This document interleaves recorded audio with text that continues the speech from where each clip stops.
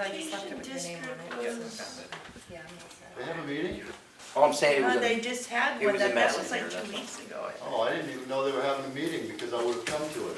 They're doing them like every, Where was the notification for the communications district meeting? We don't do their, I got one last time. yeah, I don't No, do no. theirs. Well, you didn't get it last time, or you would have been at the Oh, meeting. not this one, but I mean the one before that. there's not one till January, I think. That's a waste of our time and money. Yeah, we don't post it on our calendar anymore, we don't do anything with it. Recording in progress. So Alright, they so have minutes of that meeting? Yeah, you'd have to Yeah, they contact, should. you'd have to contact them, because we don't have anything to do with it. she's Yeah, I know what I was gonna ask. you. 1,600 a month, that's a lot of rent. I just said, oh, that's not for me, we don't need it, right? Hey Bob, did you I don't know if they asked for that how do you bid on the box? $15,000. Is it a That- bidding I'm process? so glad I you- haven't put it out yet. Oh, okay, because I was looking on the website and looking, Okay, good. is that it parked over there? Yeah, Weather. put it out. It's not real dirty. Right. Right, I'm not Yeah, sure. parked on. Yeah, power transmission. Oh, you need a new tranny? No, those are the only good things on it. Oh, you said a new transmission? No. it's Oh, just well, you said something about trans, not only am I deaf, I'm blind too. No, I said motor and transmission. Why do you have Oh, to okay. keep restarting that? Oh, here it is. Huh? Why do you have to keep restarting it? We're resetting it. I don't know. It just says no signal, so I have to mess around with it every time. When are you going on vacation, Bob? This week? When the Zoom's on, this is just my Starting extra tomorrow. Oh, screen. tomorrow, well, good, have fun. Thank you. I hope the place is still standing when you come back, I mean, you seem to be the glue that keeps everything together. I've got 2 people.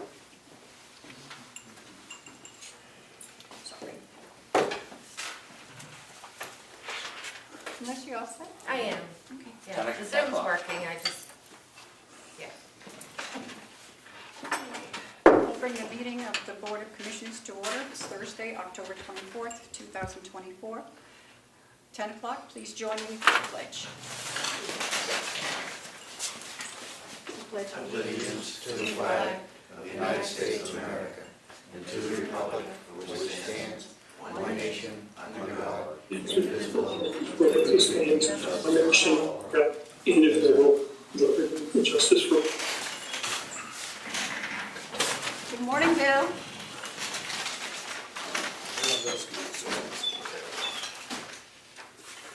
Hello.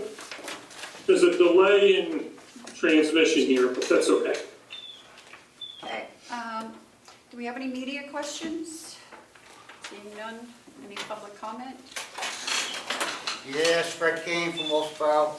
I have a question on the September 26th meeting of the commissioners. The CFO stated, and it's on the tape, you can look at it, it's about 15 minutes in.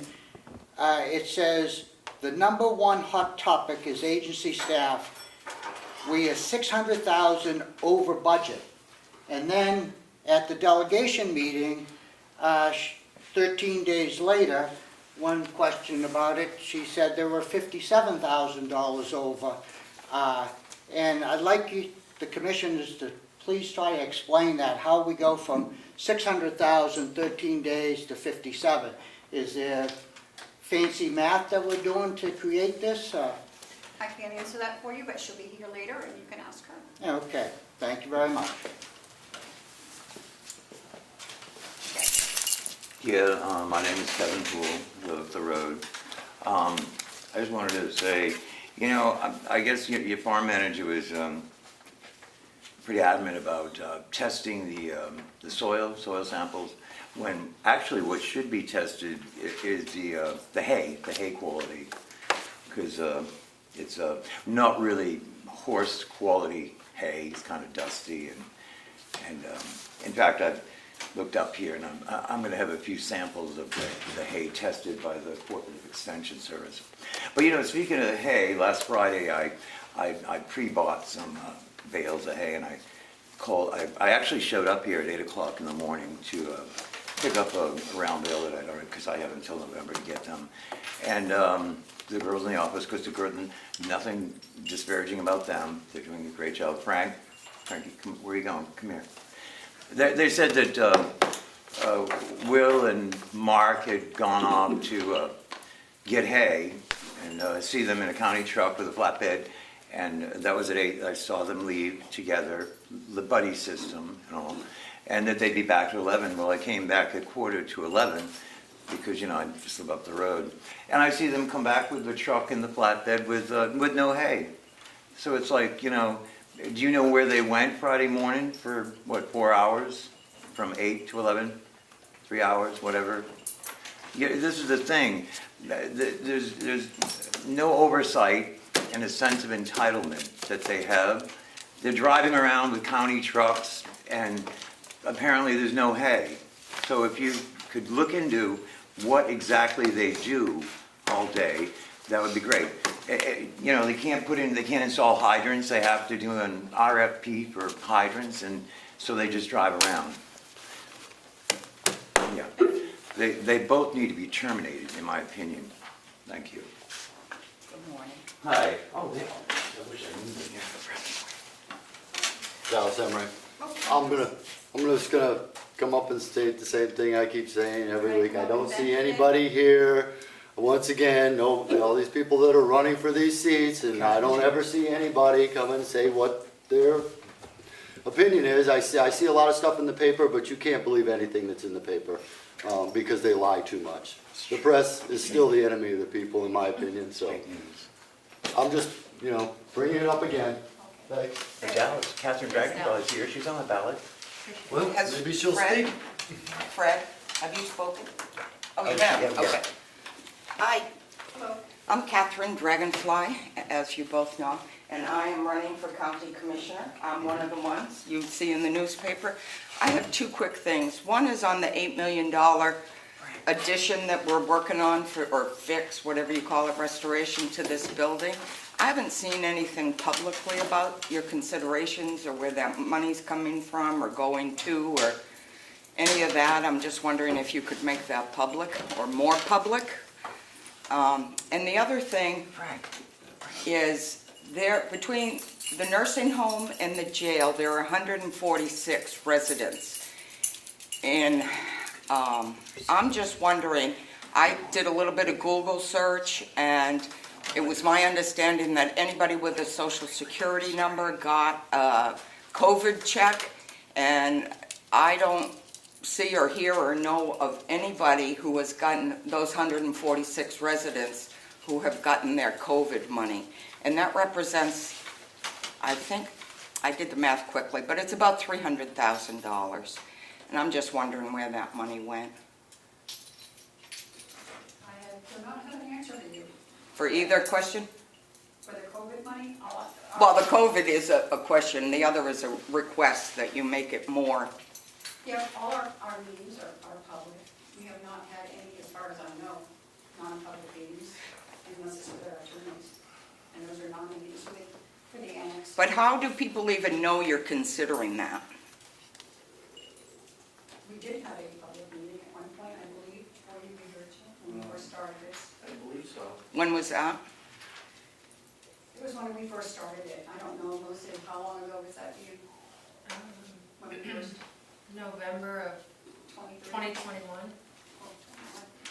It's been a long process, so there's been plenty of opportunity for the public to get any information that they want. We took a vote to proceed on the project at some point in, I don't know, June. I think I was there at that meeting, and I think you took a vote not to continue the project, but to look into it. Maybe those aren't the exact words, but, and for 3 or 4 years, I hadn't heard anything about this project until I started running for county commissioner. And then I saw Dwight DeVork, who's also running, he brought it up, that it's almost a done deal. But it doesn't seem like we've had a whole lot of county participation. And I know you say everything's public because of the 5 people that watch his video. No, 580, just so you know. No, that's how many views you get. No, you don't know what you're talking about. I can say that. I look on YouTube every week. It's not only on YouTube. Sorry. Sorry, Madam Chair. It's okay. As I say, it's been very public, and it is not a done deal. There's still negotiations going on, and What is is the stage of the negotiations so close to the end that it doesn't matter at this point if people get involved, or? Contracts have to be signed by December 31st of this year. I see, okay, that's helpful. Okay, I haven't seen anything in any of the newspapers, Union Leader. I go on your website, I get your minutes, I get your agendas. I just haven't seen anything about it, and $8 million is a whole lot of money. And even if it's not county money, if you say it's COVID money and we have to spend it on a COVID project, which is what I've heard, it's still $8 million. And even if it's federal money, it's coming out of your left pocket instead of your right. It's tax money. We just don't get $8 million given to us just because they think we're nice. It's tied to something. It's tied to taxes. So that's all I have to say. Have a good day. Good luck.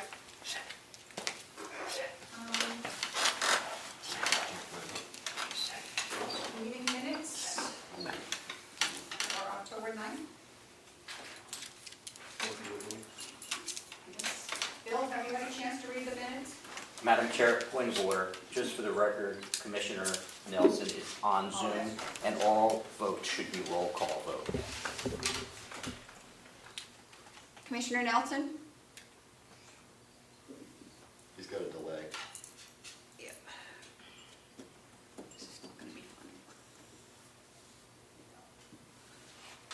Doesn't look like he's got his volume on.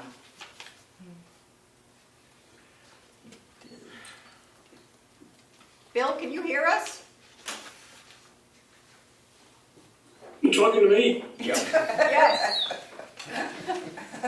I'm asking if you had a chance to look at the Everything's minutes. breaking up at this end. So, I actually prefer, Yeah. Got a bad connection. Oh, okay. Do you want to make a second on the minutes? The meeting minutes for October 9th? Have you had a chance to read them?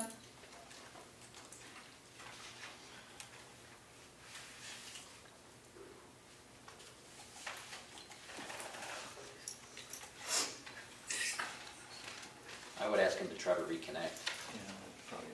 It would actually be better if he could call in on a phone and not try to video in. Okay. He has the phone number, he has the password, if that works. I don't know if he can hear me, but maybe, just try coming in on the phone instead of video. It looks Okay. like, Maybe he heard me. Oh,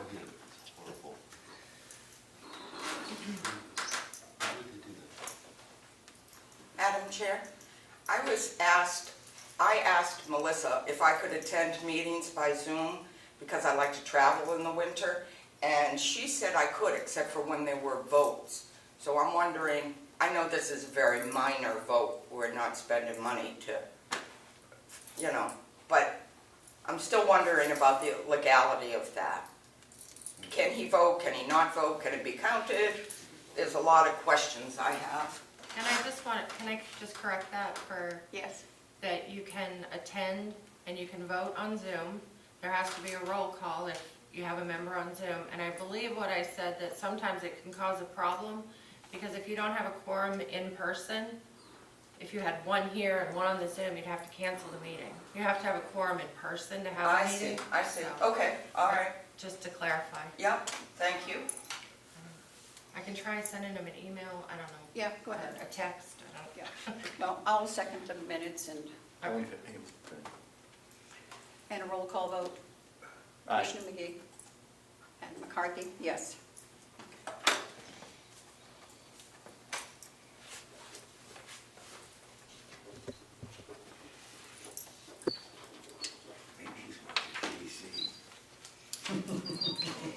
Accounts payable for October 23rd, $392,080.69. Accounts payable for October 16th, $370,101.48.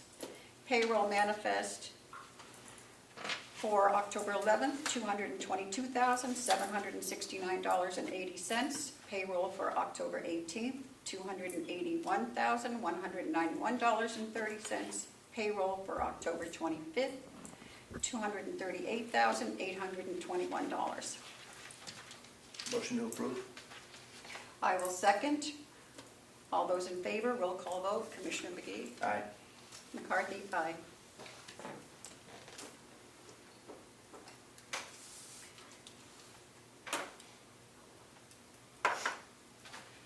Just see Bill's. Is he hearing us at all? I don't know. I have a question, can you hear me? Oh, now we can, yes. Well, something's wrong at this end, because I can only hear you on and off. Does it make a difference if I move to a different location in the room? Maybe it could ask me that I move where I am. Will that make a difference? Maybe. It might. It's working try now, it. though. All right, we'll try and move into a different room in the house I'm at. See what happens.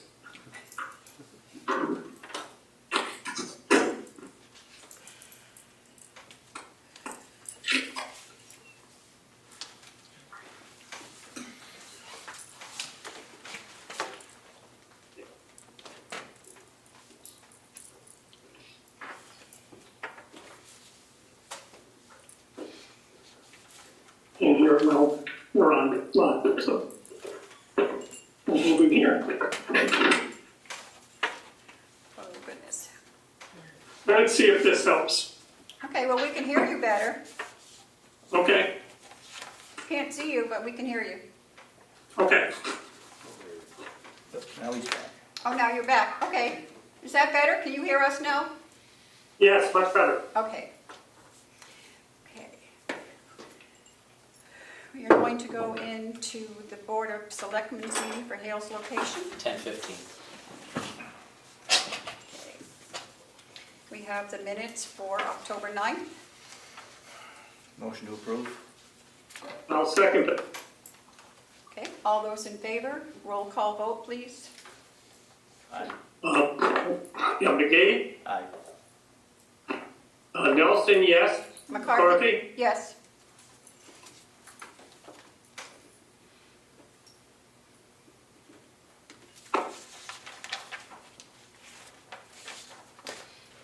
Oh, shoot. Okay.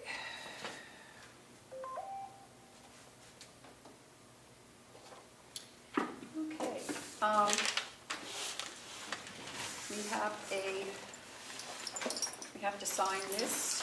We have a bill for the unincorporated Carroll County, New Hampshire bill pay list for the school. Their bill is in the amount of $13,665.75. What school? The Hale's location, they send their children out. Okay. And this tuition, let me put my glasses back on so I can read this for you. Tuition for one child, elementary, is tuition 24-25 school year, $5,001 for first quarter. First quarter for a Kennett High School student, $8,664.75 for the first quarter. So we just need to sign the bill. And- Yes, Yes, Bill? Do we have, yes. do we have to approve anything? No, we have to make. No. You're calling a roll call, or? Yeah, I guess we do. We should make a motion to sign. Make a motion to sign the bill payment. I'll second that motion. Okay. All those in favor, a roll call vote. Okay. Oh. Mr. Nelson? Nelson, yes. McGee Yes. and McCarthy. Yes.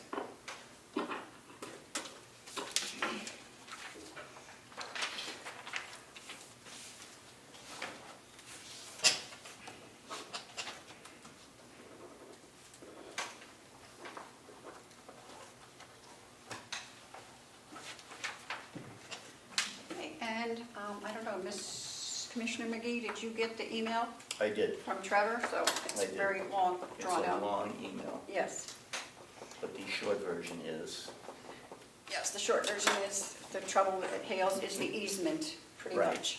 It's nothing. and it hasn't been resolved, Hasn't been resolved yet, so. and it's not the commission's duty. It's not our No. responsibility. It's a, No. it's a state issue. So, In reference to the septic. yes, Yes. in reference to the Repairs. septic, yes. Madam Chair, why would they need an easement? Shouldn't they be able to solve this on their own property than to get an easement for state land? No. I mean, you're more than welcome to, I would like a copy of it, and also I'd like to, and I would like, I'll make a statement, Yeah. but I have had some calls from people at Hales wondering why you're so interested, because you don't pay Hales taxes, and you don't live there. I'm a county resident, and I will give you the DHHS in septics, and I was kind enough to mark it out for you. You know, we did say it was being pumped, and right here it states, pumping is not a permanent solution. When the system is in failure, it must be corrected to a permanent solution must be reached. Now, this has been years, so even if they've been pumping it for years, that's not a solution. And I will give you this form right off the state's website.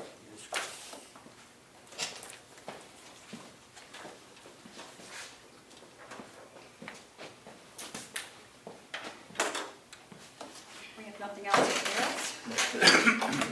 Again, just for the record, the county commissioners do not control this. It's not, we have no ability to fix this. They have an approved septic, well, they have a professional septic design done. And it's just a question of, it's a long drawn out explanation. It's the leach field and how far away from it you have to be, and they don't really need the easement for the effluent, but it's in case it runs down there. That's my understanding of it. It's a kind of a, I don't really know why it's taken so long to fix this. It was, I agree. when I spoke to them in Concord, they told me the problem with easement is it's an easement and they don't own that property, and you can't, there's certain things that you can't let go on property that you don't own. Well, if I had to replace my septic, I don't think I could say, well, I need to put it on my neighbor's property, you know, to make it happen. The state would tell me to, you know, I have to do it and be confined to my property. Yeah, but that's not really what's happening. The septic is on the hotel's property, but you have to have, Train. yeah, right, you have to have a distance from the septic system, and in order to qualify for that district, it runs onto federal, I believe it's federal land. Yep, And, or state, no, well, is it yeah. state or federal? I don't know, State. it's one of the two. And, Yeah, well, a lot of the waterfront properties on the lake which had the old septics, they have to get easements to be away from their wells, 75 feet, and, you know, sidelines. So the state does that all the time to make it work and to improve the system. I don't know why they can't do it at the hotel there. And, you know, I have been contacted from people at Hales location about this because they know I attend the meetings and they appreciate me bringing it up. Thank you. I just like to make a small statement. I know you're saying you're not acting, the commissioners have no power, but you're acting as selectmen at this point. You're not actually acting as commissioners, you're acting as a selectman for his location. You have a little bit more play there than you do as commissioners. And the state, well, the state can't be trusted anyway, so. they do what they want.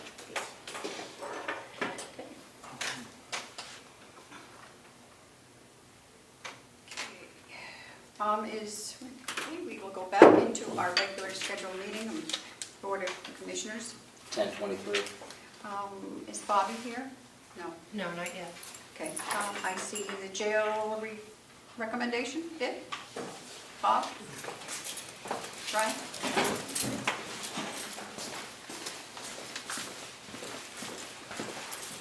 Good morning. Good morning. Just a copy of what I had last.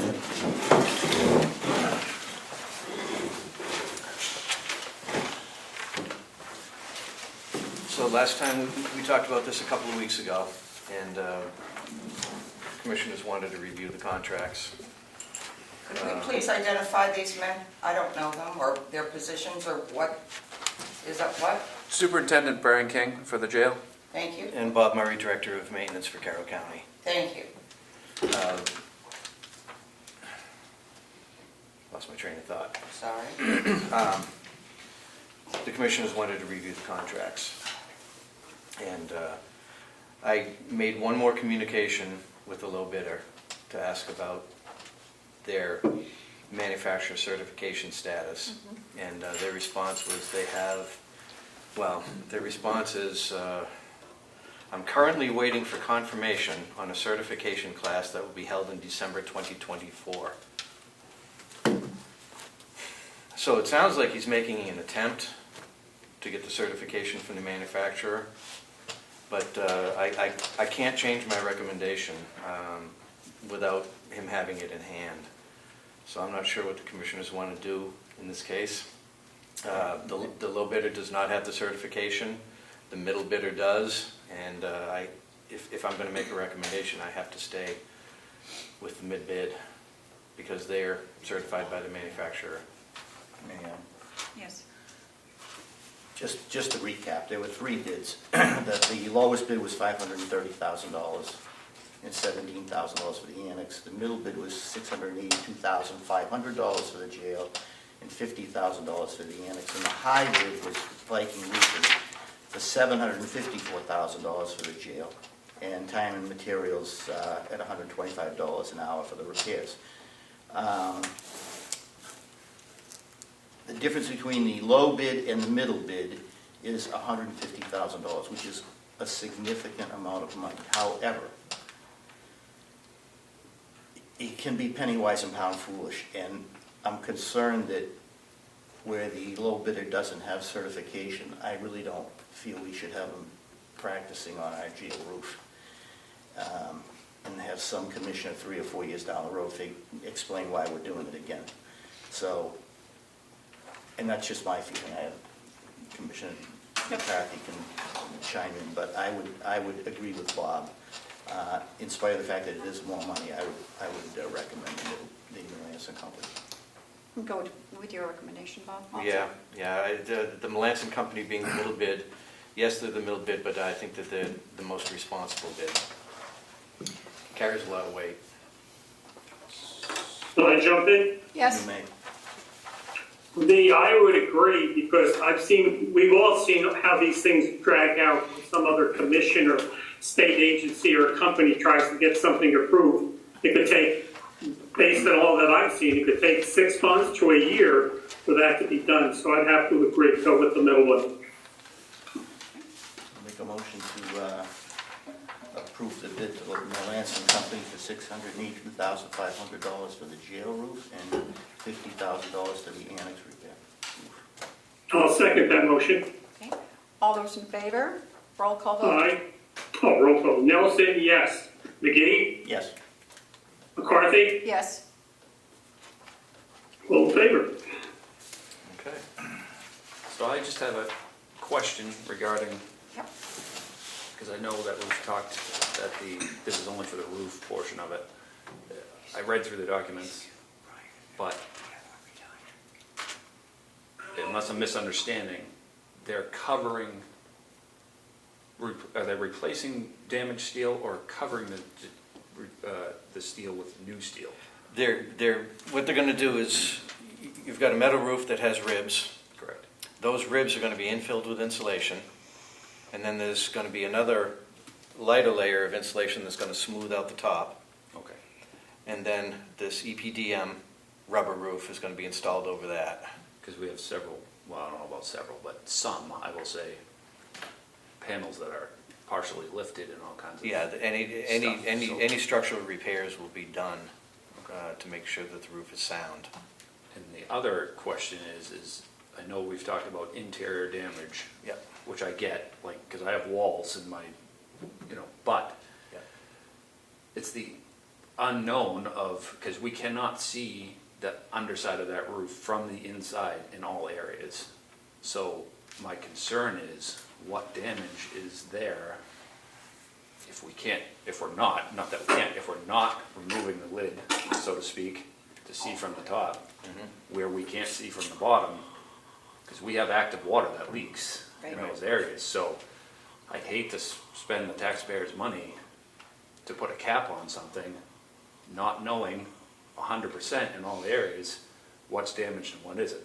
Now, some we can see from the inside, and I know ServPro is giving us quotes, and we'll take care of that later. I'm good with that, but it's those sections that we cannot see from the inside. As soon as we seal this roof, we're never gonna see that without ripping up what we just spent $600,000 on. So is there any consideration to that prior to this rubber roof going on? The consultant that we hired, I don't know if you read the consultant's report. I did. They did a very, very thorough investigation, and they did not allude to those concerns.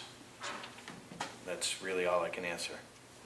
I don't, Okay, I'm just putting out there the liability on the county in the future We're is gonna- my concern. we're gonna rely a lot on ServPro to come in and do an investigation after the fact. Just want to put on record that I'm hesitant with that is all. Yeah. It's you guys' decision, you approve it, you know more about this than I do. But from a liability of my staff and my inmates, I just want to make sure You're that. talking about that place in the office area, right? That whole hall is, Oh, no, I don't care about that, because that's all gonna come out later on. Okay. It's the fact that certain days when it rains, I have to put a trash barrel in the day room where the inmates are to catch the water. And that's one of those areas from the inside, we can't see what may or may not be damaged, where that water is running from wherever it's running in, because for all these years, they can never find the source of the leak. So that leak is traveling from somewhere, and what is damaged between where it comes out on the floor and where it's leaking in the roof, and what does that look like? And in that particular area, we can't see that from the inside. So unless they pop the tin off the top to see, that's my concern. Is there something in there that's concerning that we may not address? And if we don't address it, we put a $600,000. Do you know what the consultant did with that particular section? They took aerial photographs, and they were in the building to see what they could see. But in any situation, there's hidden areas. I don't know what you do in that point. You peel open the can. They can, that would be the only option. Yeah, that's the only option. Do we want to go that route? My concern is that there's something there. I hope there isn't, but if there is, we've sealed it with $600,000, and now we're gonna have to tear up at some point if it becomes an issue down the road. When we have the opportunity now to at least look, and if there is an issue, fix the issue now before we seal the can for the next 25 years and $620,000 or whatever it was. That's my only point of view. I think it's a valid concern. I wouldn't disagree. Madam Chair, could I ask a You question? might want to think wait, about that. just a moment. Okay. Is it a possibility that ServPro can come in and take a look before this starts? They're not gonna, well, you need to access under the roof, and there's certain areas in the jail. You can see a lot of the underside of the roof, but there's certain areas that you just can't see because the way that the construction of the jail is built for security. It's meant to Right. not be able to get into the attic. Period. Seems as though they should be able to scope it though or something. Or access it with a It's scope. big. It's Yeah. big. Yeah, there's areas under the roof that are. Short of taking some panels off and putting somebody in there or looking down from the top, I don't know as how you see some of those areas. And that's the concerning part. Did they slip a camera in to look up somewhere? Maybe. I don't know. I mean, that'd be the easiest solution, but that hasn't been done. So I just don't want to Well, spend all this money and down the road, now we have some type of issue that, can the two of you get together and find someone that can come in somehow? I would venture to speak to the consultant again. Okay. If that's the direction that the commissioners want us to go, sure, I'll make it happen. But, There again, are we opening up a can of worms, or are we just putting something off? Or are we covering the concern? And Yes. that's my biggest concern. Covering a concern that may cost us millions in the end. When are they scheduled to start? we haven't even got the money for this yet. Yeah. This isn't gonna happen till the springtime. Oh, okay, okay. Should try and get somebody to get in there somehow. And we went through this whole exercise right now so that we would have Get it scheduled. a contractor lined up and ready to go as soon as the budget passed. Okay. And this amount of money is gonna go into the budget. Right. So if we need to do something before then, Let's see if we can do that. it's, probably makes sense. you start peeling panels off that roof though, they don't go back down. Well, that's the problem with that It's kind not of, like that shit- type of roof, it's a problem. It's not like lifting shingles and you put the CNC shingles roof back. is tough, yeah. So, how far do you want me to go? I'll do whatever I'm directed. Just see what the consultant says, see what his recommendation is, how hard it is to get in there. That would be my guess. Yes. Okay? I had a major fire in my house and I used Surf Pro, and as far as I know, they just clean. They don't have consultants that come in and give you structural assessments. I'm very supportive of what this new guy is saying. I forget his name already. But the problem with water is if you get a leak over here, water will run all the way down as far as they're allowed, and it's going to drop down over there. So you're never going to know where this leak is, and it's going to freeze in the winter. So you're going to get even more problems, to say nothing of the mold on the sheetrock coming down. I think it's imperative that we know what it is we're fixing before we fix it. Dallas, did I see your hand up? Yes, I just need a clarification, because the way I understood the roof was that you were going to be redoing the whole roof, not just going over what's there, because the way I understood, the problem was right from the beginning with an improper installation. And that's what's causing the problem now. So I think I misunderstood this whole thing. I did not realize that you were going to just go over what is there. I thought we were going to be trying to take that off. I can respond to that. Yes. We first talked, that's what we talked about Right, in the beginning. right. But then we hired the consultant. Mhm. One of our state representatives made the suggestion, and we all agreed that it was a good idea. Mhm. So we hired a roof consultant, and he said, no, you don't want to do that. We've done dozens of these, and we don't rip off the roof. We do the insulation infill and cover it with the EPDM. So this recommendation of how we're moving forward came from the consultant. This wasn't our brainstorm. Okay, yeah, and I guess I need a clarification on that, because that was never my understanding, and I never heard that until today, that that's how that was going to be done. Because my understanding was that there's a problem there, and it's been there since the beginning. Yeah. So why do we want to put over top of a pre-existing problem? Well, it's not a structural problem, Dallas. Well, It's we not- don't know if it's a structural problem or not, because it's been leaking for years. Yeah, but leaks are usually, it's a metal roof and the metal moves. And Okay. This Is this it- whole idea is, if I'm not, and you can correct me, Bob, if I'm wrong, but it's a rubber overlay. Exactly. It basically seals. So can I ask Seals one more the roof. question? Is it steel structure underneath? Yes. Yes. Okay, so I'm not as concerned about that. I understand that. Yeah, it's definitely, it's not a structural problem, it's just a leak problem. Right. It's been leaking, as far as I know, it's been leaking since the jail was built. Right. Well, that's the way I understood it too, so Yeah. I just didn't want you to put something over something that was already improperly installed. Yeah, it's not, yes, it was probably, the best of our knowledge, it was improperly installed. That's why it leaks. But it's not a structural problem. So putting insulation infill and a rubber over it is not a problem. It's actually a good idea, I think. It's gonna be the inside stuff that's gonna be a problem, and if it's a steel structure, you can do that from the inside without a problem. Right, and to Superintendent King's question, you know, there are areas that you can't see. We don't know what's there unless we go excavating. No, you clarified it for me enough, and I understand now, and I just wanted to find out what kind of structure was there underneath. Because if it's a wooden structure, we definitely wanna look underneath that. Right, no, there's no wood, steel and concrete. Right, so we're good, I think we're good. Thank you both of you. Anything else? No, I mean, I'm gonna have to reach out to the consultant again and see what he says. I don't know what kind of budget we're looking at. I don't know how far we're gonna end up going. We'll have to, you know, get together with Steve and Superintendent King and figure out how to approach those areas. We'll do the best we can. Yeah, I mean, if there's no. That's right, whatever we can do, at least intrusive. We hired the consultant to design a roof, and he did that. Yep. And give us bid recommendations. He did that.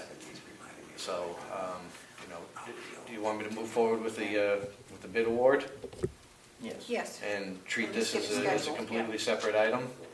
Okay. All right. Yeah, I agree. One of these. Thank you. Scheduled. Thanks.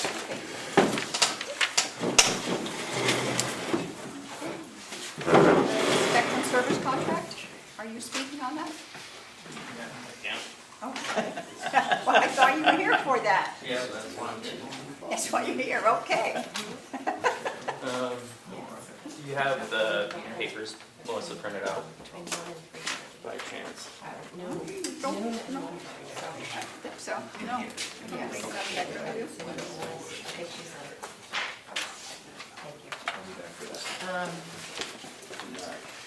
Oops, thank you. Yeah, she's like, on the thing, probably one o'clock. So I apologize for not being here You at are the start. Coming. I know, but it was planned.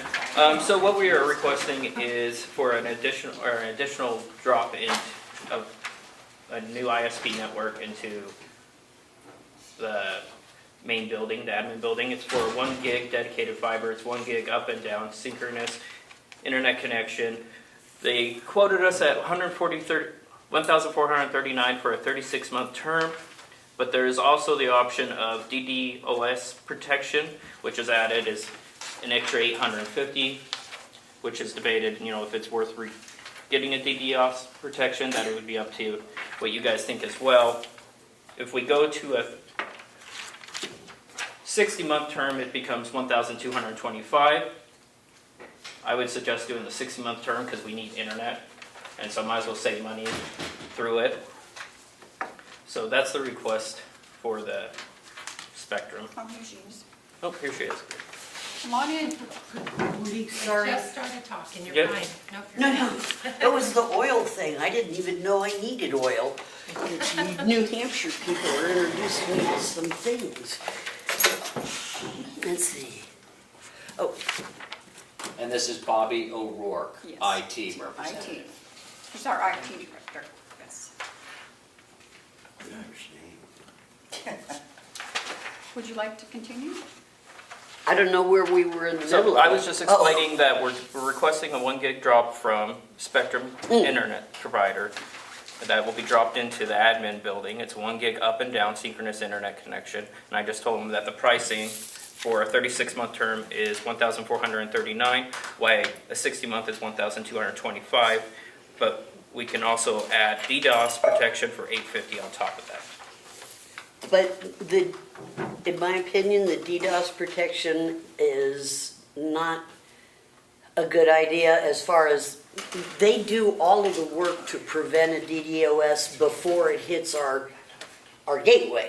So it would be like they're supposed to already do that. And for that kind of money, we could get a whole nother drop. You know what I mean? An additional gig on it. So I just think that that's not a good idea to get it because it's like insurance for something that isn't going to happen because you already have insurance before it. So what else would you like answered? So you're asking for $1,225, is that what you're? It is also they are gonna provide the gateway and edge equipment that we would have to buy anyway. And then they are doing 24/7 monitoring of our connection, and they guaranteed a half hour. You would never be down more than that, or they pay. Yep, they'll reimburse us for any downtime past 30 minutes. So they've got a good SLA. I just took a little, like I said, you bargain with them and tell them, ask them for this, and they give that. And frankly, I think it's a real good deal for the bandwidth, because we're going to be putting the whole county on that line, and we're going to start using it a whole lot more than we've been currently using it up to date. Do you have this in your budget, or is this not? Mm-hmm. No, Oh, well, what do you mean, like this year? It's not in this year's Okay, it's budget. gotta be for next year. Yes. And we got 2 months, but I think the 2 months would be best used, that could come out of the countywide licensing. So, I mean, I was very frugal on that one. So it's like, if we can do that and get started, we can have the .gov for everybody up. And then be moving the departments over one at a time. We plan to move over the attorney's office and the administrative office, HR, finance, and we're gonna move them over in one lump and have classes to say, this is the new mail system, this is what you can do with it, here, it's just it's gonna be a little bit of a process if we don't just stick it out there and let people stumble over it.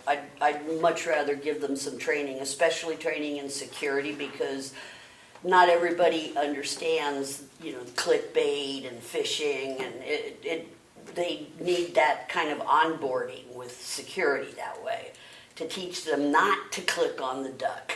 Don't download that, even if it looks like you're supposed to have it. You can always call whoever sent it and say, did you send this?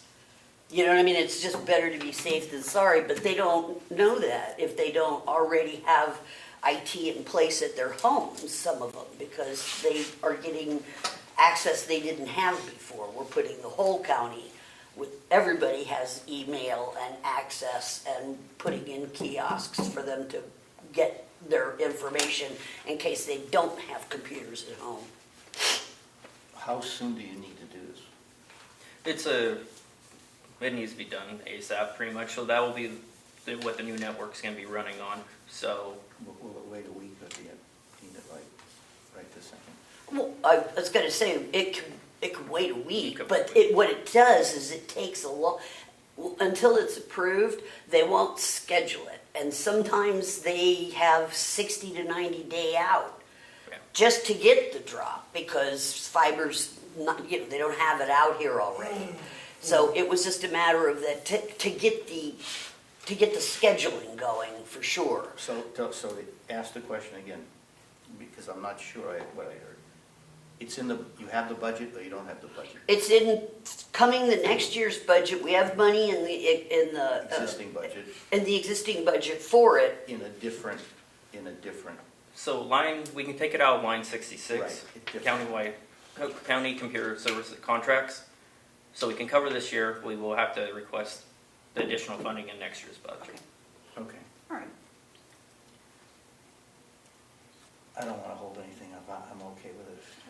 Bill, you have any questions? Yeah, I think it'll work, so I'm in favor. Okay. Make a motion? So I'll make the motion. Go ahead. Well, good. Well, I guess the motion is to accept the contract. And what's the actual number? That was, I assume, something to discuss with you guys and Bonnie, maybe, because it's, So. yeah, it's $200 a month cheaper if we take it for the 60 month. You got We're not gonna go anywhere after the next 36 months, so. down here, this, No. right here, 12? No. Which one are we looking at? Printed on the back, yeah. So that's the 60-month information on the back of that first page. So we're the ones on the first page? That's the 36-month. 36 months. $200 a month cheaper. So, So I'll make a motion that we accept the, what do you want to call it, Justin? What is this? It's Service just contract? a Spectrum contract. Spectrum contract for $1,225. Guys, can I ask a question, please, before we vote? Yes. Go ahead. We've run into problems before with some of these people not doing what they said. Would this be an issue where we're signing a contract and we're not happy, or some other glitch, and all of a sudden they want more money? No, I'm pretty good at the care and feeding of contractors. I make sure everything's straightened out before I let them in. And they answer to me. They don't answer to themselves. We're paying them. We're the customers. We're always right. Okay, I'll second the motion. That's true. All those in favor, roll call vote, please. Ready, Nelson, yes. McGee? Yes. McCarthy? Yes. All in favor? Okay, guys. Okay, thank you. Thank you. Thank you.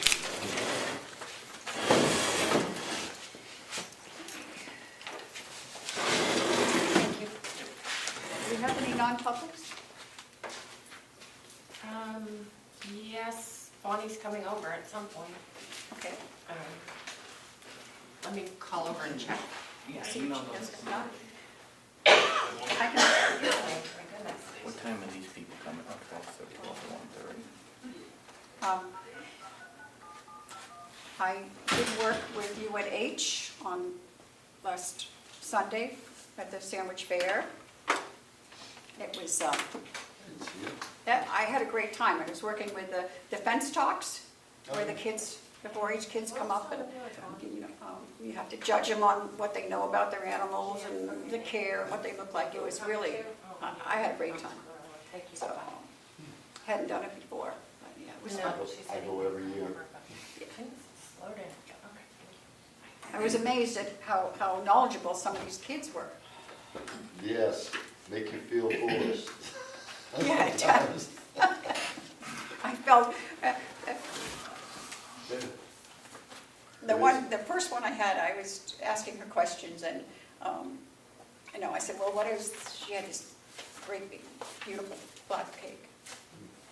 I said, what's the life expectancy, because I used to, we had pigs before, and she said, well, this one doesn't have, because she's going to the house in 2 weeks. I'm like, oh, please. So I didn't ask that to any of the other kids. I was looking for, You were looking for a different a answer, weren't different you? answer. That's funny. I said, isn't that hard on you, on these kids who bring them up? And they say, no, because we know that that's what we're raising them for. But I think I just saw Bonnie pull in. Yeah, so I think, just want to look at the cheat sheet. It's for non-public, so. Oh, it is, okay. It's L. L, Yeah.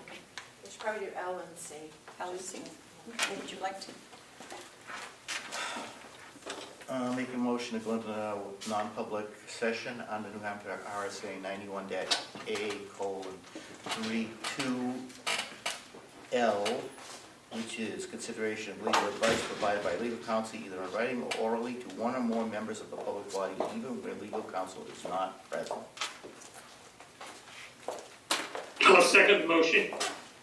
All those in favor, roll call vote? Yes.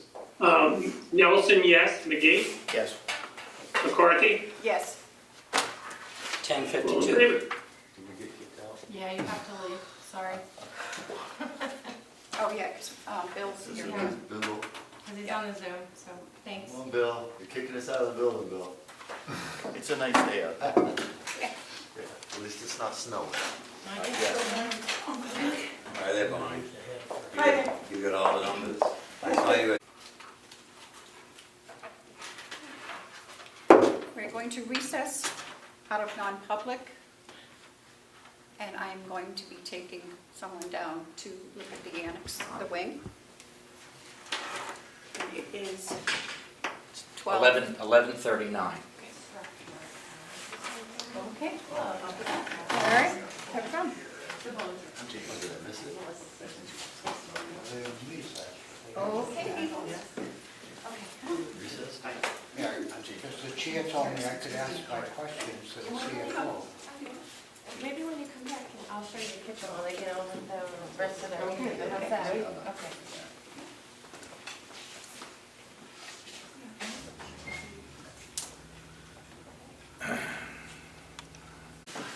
It's 12:02. 12:02. I'm going to come out of non-public. I need a motion. Motion to come out of non-public and seal the minutes. And Bill's not here, right? Right. I will second. So all in favor, Roll call. roll call vote. McGee, yes. McCarthy, yes. We are now back in our regular scheduled meeting of Board of Commissioners.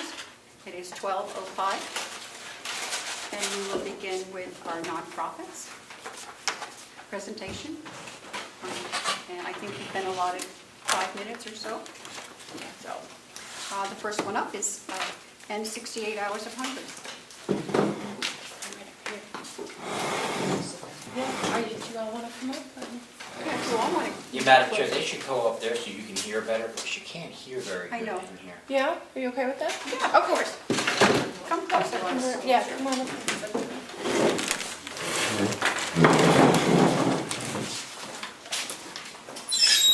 I'm not used to sitting down when I share this information.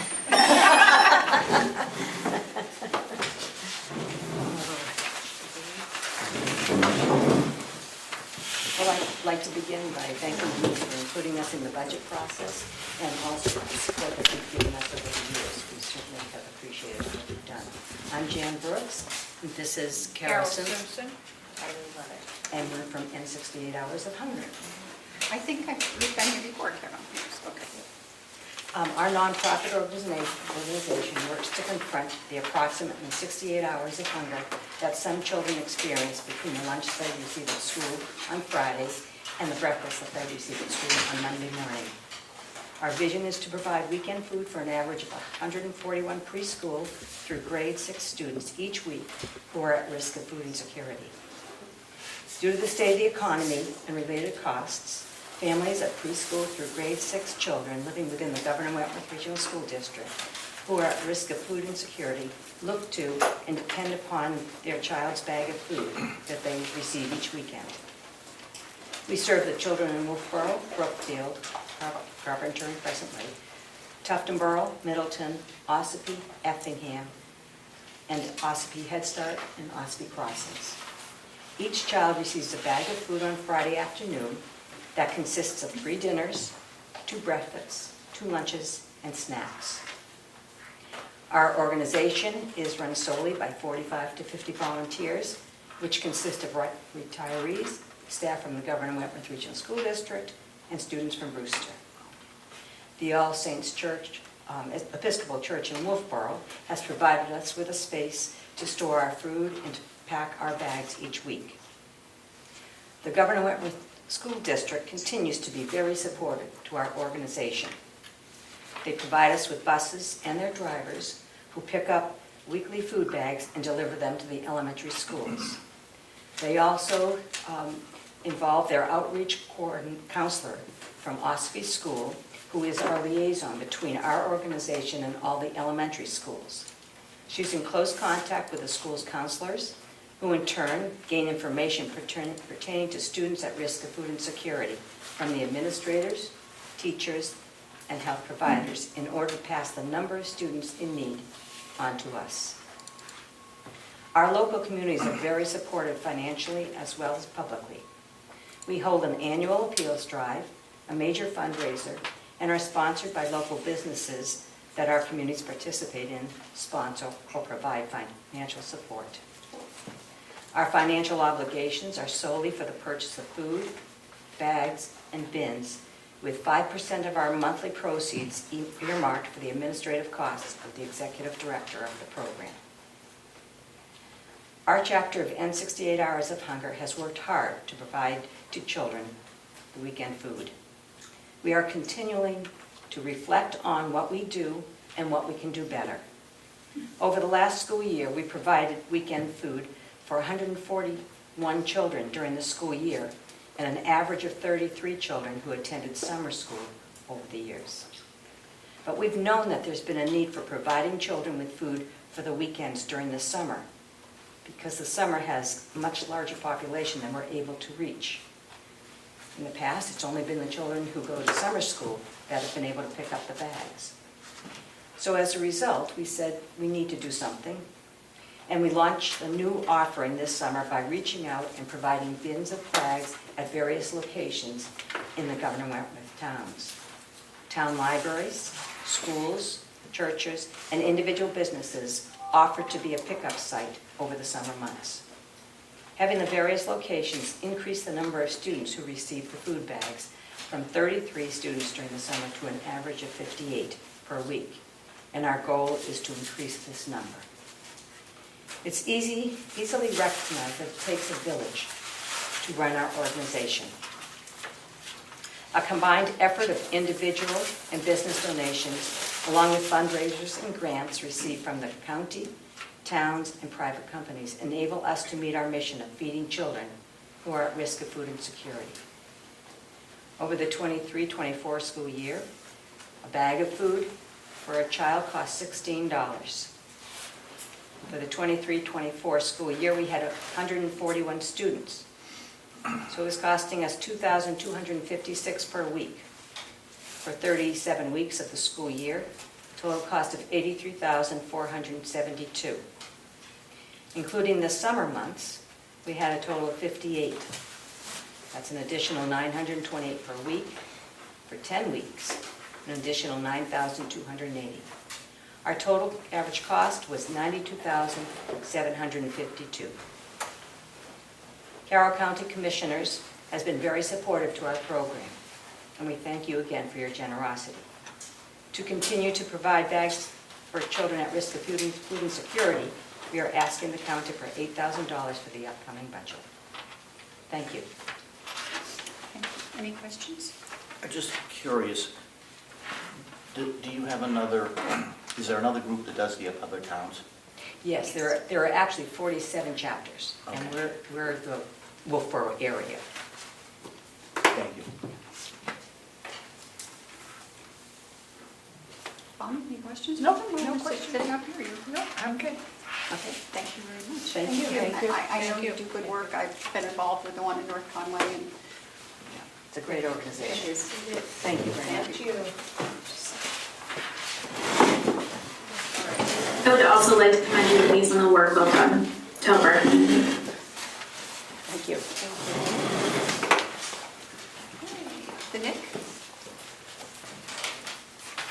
Is there anyone here from? Oh, hi. Can you all hear me? Yes. Hello? Yeah, we can hear you. Oh, great. Hi, I'm Holly Williams-O'Coin, the Executive Director of the NIT. Thank you for allowing me to zoom in this morning, tell you a little bit about what we're doing. So this year we requested $50,000 in support from the county to help support the NIC. As we shared in our application, we serve over 200,000 annual visitors each year, and that number continues to grow, especially since COVID. A lot of people have turned to outdoor spaces, and a lot of facilities that once opened their doors to the general public had closed during COVID or are limiting the number of people they're allowing. So a lot of people are turning more to facilities like ours for daily activity, exercise, and socialization. So we are an organization that plans, constructs, and oversees recreational facilities. We don't run programs, which some people are unaware of. We provide free and affordable space for the programs in our community that run, so they have a place to go. Because before the NIC existed, there were lots of programs in our community, especially youth programs, that didn't have a place to grow or go to develop their programs. So we're proud to have provided space for lacrosse, baseball, softball, flag football, the local track teams, and just in general families who use our facility during the day for play dates or after school with their families to stay active together. I think what makes the NIC unique is that when people come here, they can come as a family, and there's something for everyone to do to stay active and engaged. And I think that's something that matters a lot to us, is creating community, connecting people, as well as keeping people active, which is so important to our mental and physical health in a proactive way.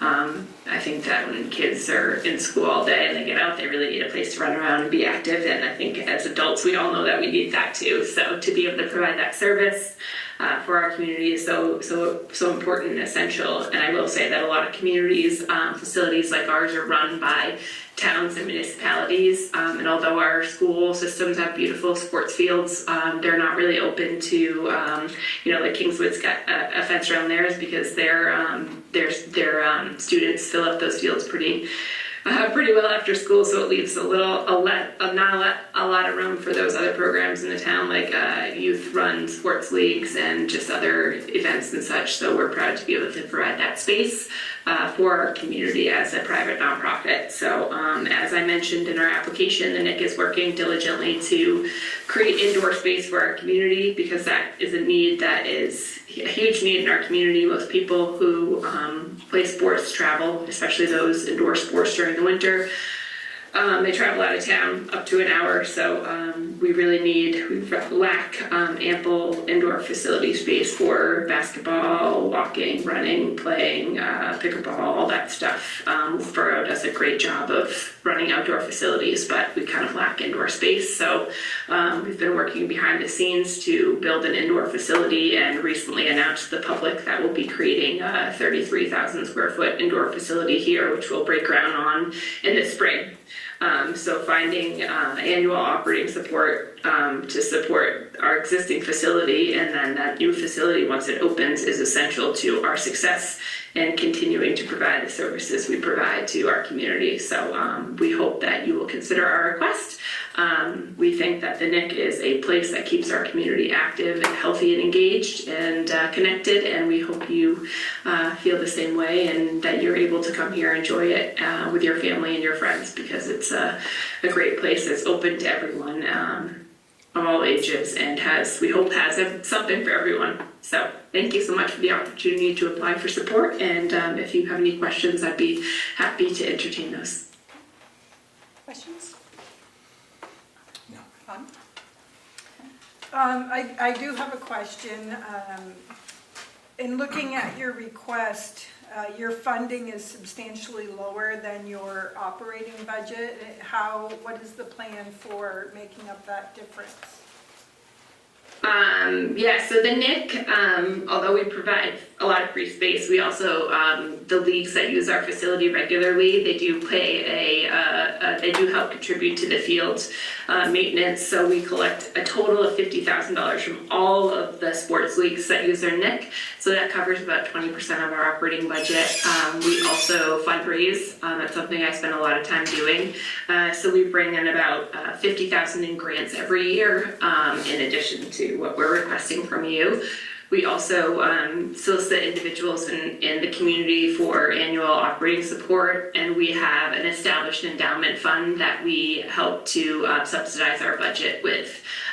So we do one annual golf tournament a year that brings in 30, but this year we actually didn't do it because I needed to focus a good amount of my time on the fundraising for the new facility. So that's why we're asking for a little bit more this year from some of the funders that we have had in the past to help close that gap. Because in order to consider growing, we needed to take a year off one of our major fundraising events. But we closed the gap with the fundraising. So normally our golf tournament, which like I said, we didn't do, user income. And then we have our wonderful sign program, which we have over 120 local businesses that support, and that advertising brings in about $40,000 a year. So we've got some good other solid revenue sources that we've had, and that continue to be successful. Okay, thank you. One question. I noticed the operating budget has increased substantially from 23, you're almost up 50%. Is that due to increased personnel or? Oh, that's a great question, actually. It's really just, so with the operating budget, we used to not include deferred maintenance in it. Would have an operating budget and then would have a separate deferred maintenance budget where we're replacing capital items, or for example, we just bought a new tractor because we needed a bigger tractor to keep up with, the growth of the organization. So that used to not be a part of our operating budget, and now we're putting it all together. Which is why that increases there, but I'm happy to, just like put that in writing in detail if you need it. As far as personnel, we've only gone up about $20,000 because as we grow, we hired a new operations and facilities manager, and that added $20,000 to our operating budget this year. So it shouldn't have doubled it. So maybe I'd have to look at how they were uploaded to the portal that you're looking at, or what we sent to you. But I'm thinking it's because we used to just show our operating budget and not our capital deferred maintenance budget, and now we're combining them. Okay, thank you. Thank you. Madam Chair? Yeah, thank you. Yes. Can you actually say what the asks are, Oh, sure. what the requests are I will. on each one? Thank you. The NIC is asking for 50,000. And previous to 68 hours of hunger, we're asking for 8. Thank you. The next one is the VNA and hospice. Hi, how are you all today? Good. Thank you for having us and by asking me today. I'm actually from Visiting Nurses. Our executive director, Sandy Ruka, was supposed to be here and can't be. She has a family emergency. So thank you for allowing me to speak on behalf of the agency. We submitted our request as we do each year. The county, the funding request is $75,000, which would be level with last year, which was very kind of you. As stated in the request for help, we oversee the Title 20 and the 3B program for Carroll County, which is through the Bureau of Elderly and Adult Services, as well as we administer services to CFI patients, which is Choices for Independence long-term Medicaid program, in addition to our skilled and our hospice programs. So the funding that we seek from the county each year is to kind of offset the loss that happens with the long-term care program, which is not sustainable by itself. Last year, we did see an increase in state funding for both the Title 20 and the CFI program. And that funding basically brought us kind of level to where we could increase the pay for our staff, which was desperately needed. Home care agencies are underfunded in long-term care as opposed to hospitals and nursing facilities. So that was appropriate for that. But the gap still comes with that the cost of what the state gives us does not always meet the needs, such as for the Title 20 and the 3B program, we are required to send out nurses for supervision. That is not reimbursed, only the cost of the aid to go out and provide the care is reimbursed. Often under the CFI or the Medicaid program, we have to do multiple nurse visits sometimes a week to go on GM med dispensers, to go check in on somebody, to keep them out of the hospital and keep them in their home. The state only allows us to bill for one nurse visit per week. So often there's a gap in the critical care needed to keep people in their homes. Historically, since COVID, we are seeing people stay home longer. They might get to a point where they would transition to a nursing facility or transition to living with a family member. That's not happening as much anymore. So the acuity of people we have on services, although our long-term care census has not grown exponentially, the acuity need of those people on services has grown, because when they would have transitioned to somewhere else, they're staying at home and needing more care in their homes because they consider that safer than going to a facility where they might catch something, or they might find themselves in another COVID type situation. So the county has always been very kind to us in the past. I'm happy to answer any questions that you might have. Just looking at the chart, Commissioner McGee, looking at the chart of individuals served in units of service, I noticed it doesn't always correlate exactly the same for each town or each number of people served. How does that actually work? So, If the I'm people explaining it number, right. the units of service is based on how many hours or visits those people get. And it's really based on what the need of the client is. So, for example, a lot of the people that we're serving in the Wolfboro area are homemaking hours. Those are hours for people that like can't get out and do their own grocery shopping, or they can't run their own errands or get their own medications, that type of thing. So you'll see that number is like 356. Well, it takes much longer to go to the grocery store from some areas. Also, those visits last a little longer because it takes longer to clean a house versus some of the ones where you see in a smaller number, we may be doing more home health aid services there. So it only is a 1 hour visit to give them a shower and get them washed up for the day. So it's really based on what service that they're receiving in general. Thank you. I also noticed that Conway gets a significantly greater amount of individuals served. Is that because of the location of the office? So it's always been that way. I've only been in this position for 6 years, and I say only 6 years. It started that way, that it was always higher, and a lot of those people have hung on, and they've been here the entirety of those 6 years. We have less turnover for folks that are living in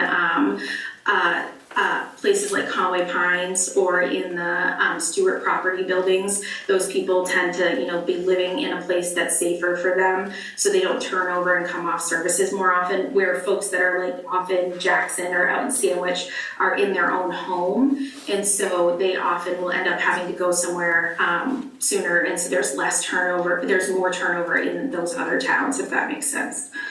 Thank you. Okay, thank you.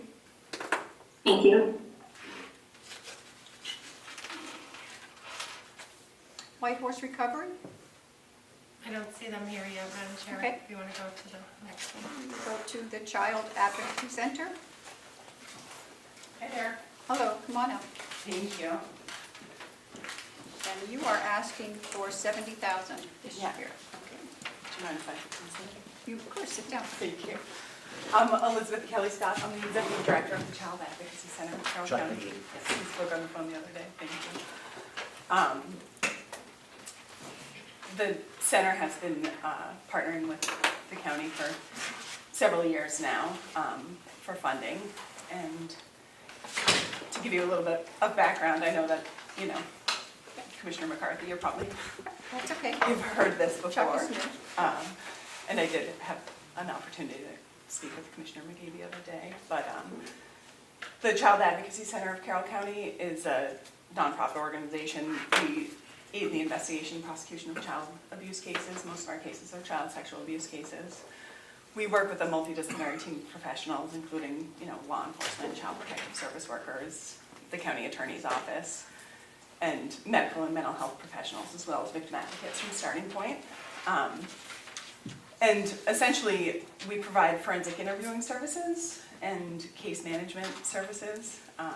So when a child has been abused, or there's a suspicion of abuse, or that a crime has occurred against a child, we, instead of having that child interviewed by multiple agencies, we have an expert forensic interviewer conduct that interview of the child so that they have to, tell their story an absolute minimum number of times. And we bring that team together to observe the interview. So we typically have a prosecutor from the county attorney's office, a law enforcement officer, and a child protective service worker observing the interview live as it happens.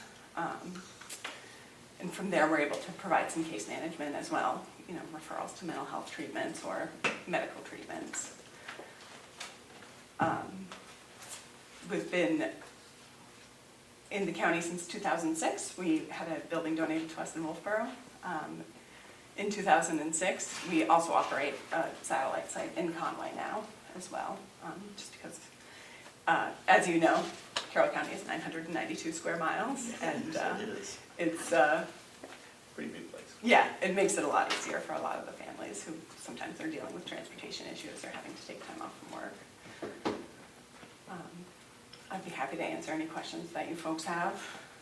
So the case is referred to you, or do you reach out to? Yeah, we only take cases from a law enforcement agency or from a child protective service worker, and from there we coordinate with the other team members, other multidisciplinary team members that would need to be present for an investigative interview. And sometimes we take referrals from medical professionals, but beyond that, Thank you. yeah, Thank you. yeah. You do great work. Well, thank you very much. I appreciate your time today. Thank you. Trying to see it. Did we mention how much you wanted? Yeah, I did. The next one is the Carroll County Adult Education. And I believe you are asking for $72,986. Yes, I am. 95 cents. Right behind. Yeah, TV. Okay. On my way. And also, I think the superintendent wanted to come over for He this did. presentation. He did, so Do I we want to told give him him a minute to come I over? would like to, if you don't mind. Do you mind skipping to the next one, Yeah. Madam Chair? Just That to- would be great. Okay. Thank you. Thank you. All righty, so the next one then would be Bear Camp, Tamworth. And they are asking for $25,000. Yes. Please sit down.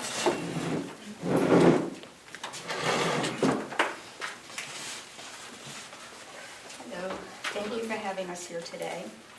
I'm Christina Bertaglia. I'm on the Board of Directors. I'm the treasurer of the Board of Directors at Bear Camp Valley School.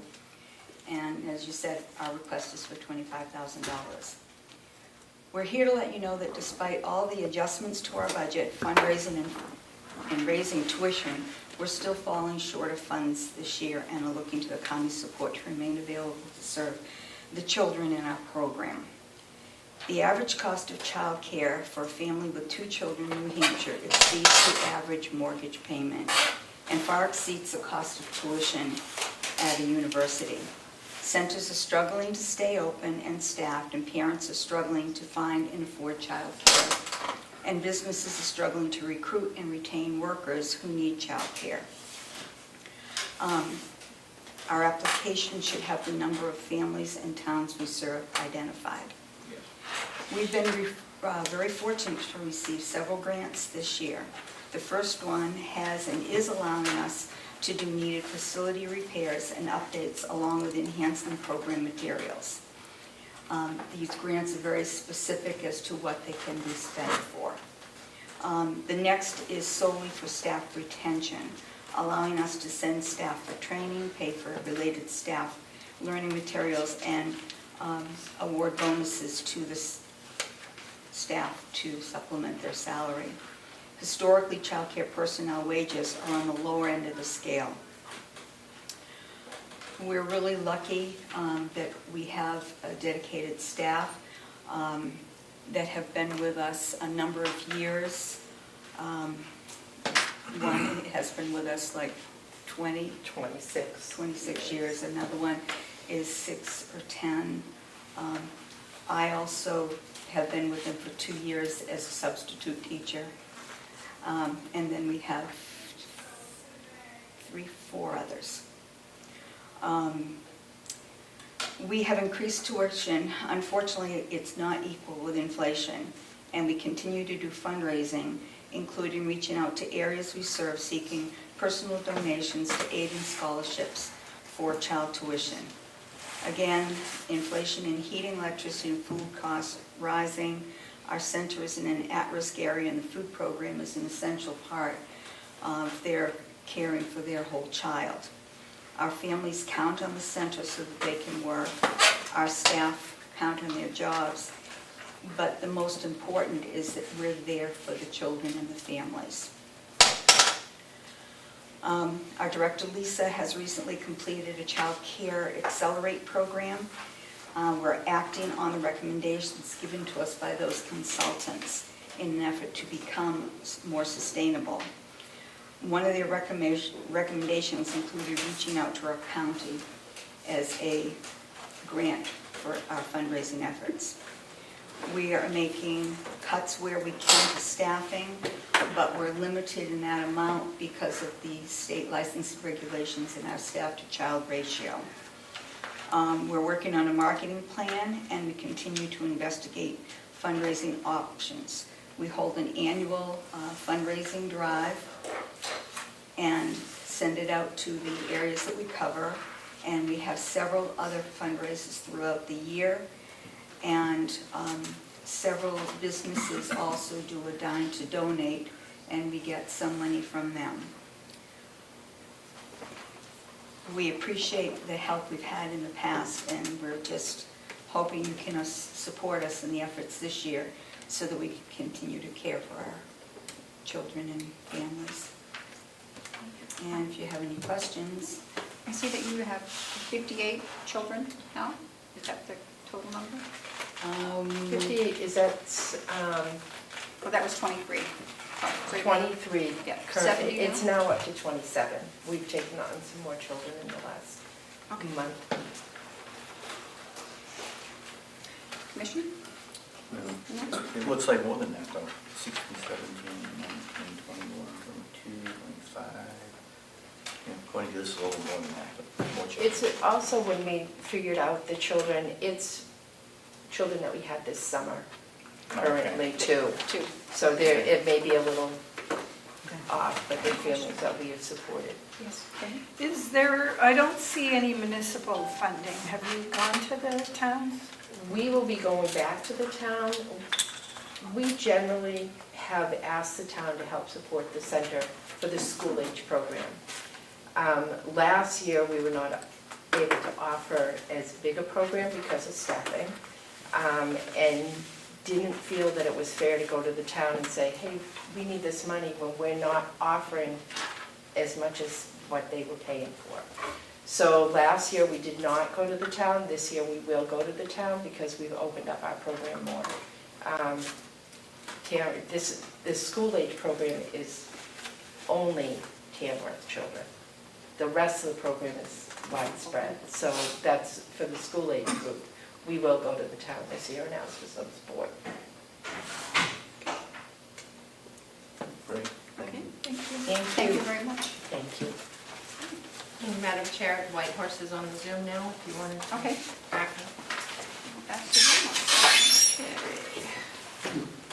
Next, we have White Horse Addiction Center, and they are asking for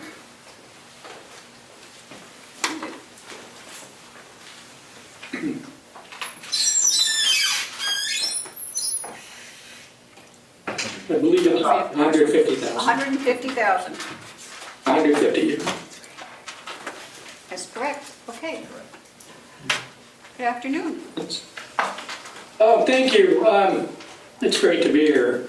So the county has been a tremendous supporter of White Horse for a decade, going back a decade, and without the support the county provides, we would not have been able to continue our clinical program the way we have. All the money that the county provides to White Horse goes to support our clinical program in Carroll County. We do operate recovery community organizations in other counties. We have 4 recovery community organizations, one in North Conway, one in Ossipee. We also have one in Berlin and one in Littleton. Those are fully supported. All 4 of those RCOs are fully supported by other funds. There's a state contract that supports all of them. So this money only goes to support our clinical operations in Carroll County, and what we do is we provide drug and alcohol treatment and mental health treatment for people regardless of ability to pay. A lot of our clients are on Medicaid, but also a lot of them don't have any insurance at all. We ask them to pay what they can, and this makes up the difference. We used to get 150,000 in the past. That was reduced over the past several years to 125,000 this year. We're asking to be increased back to 150,000 just because of all the rising costs we're experiencing. We recently hired a new clinician as well, and that has taken our waiting list of 30 people down to 0. So she started just a few weeks ago. And we've already zeroed out that waiting list and are taking a lot of new people as well. So we expect our services to climb significantly next year.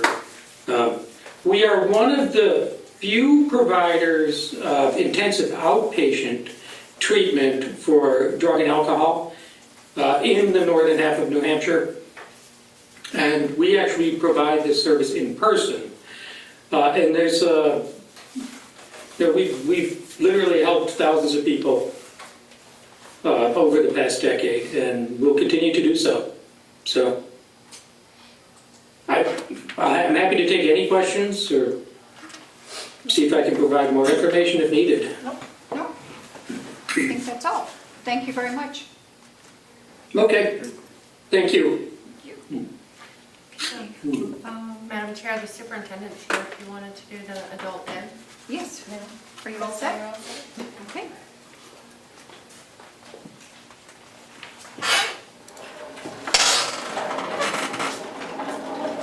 I know it looks like a lot, but it's not. I talk fast and it can be 5 minutes. But I was lucky enough to bring this over.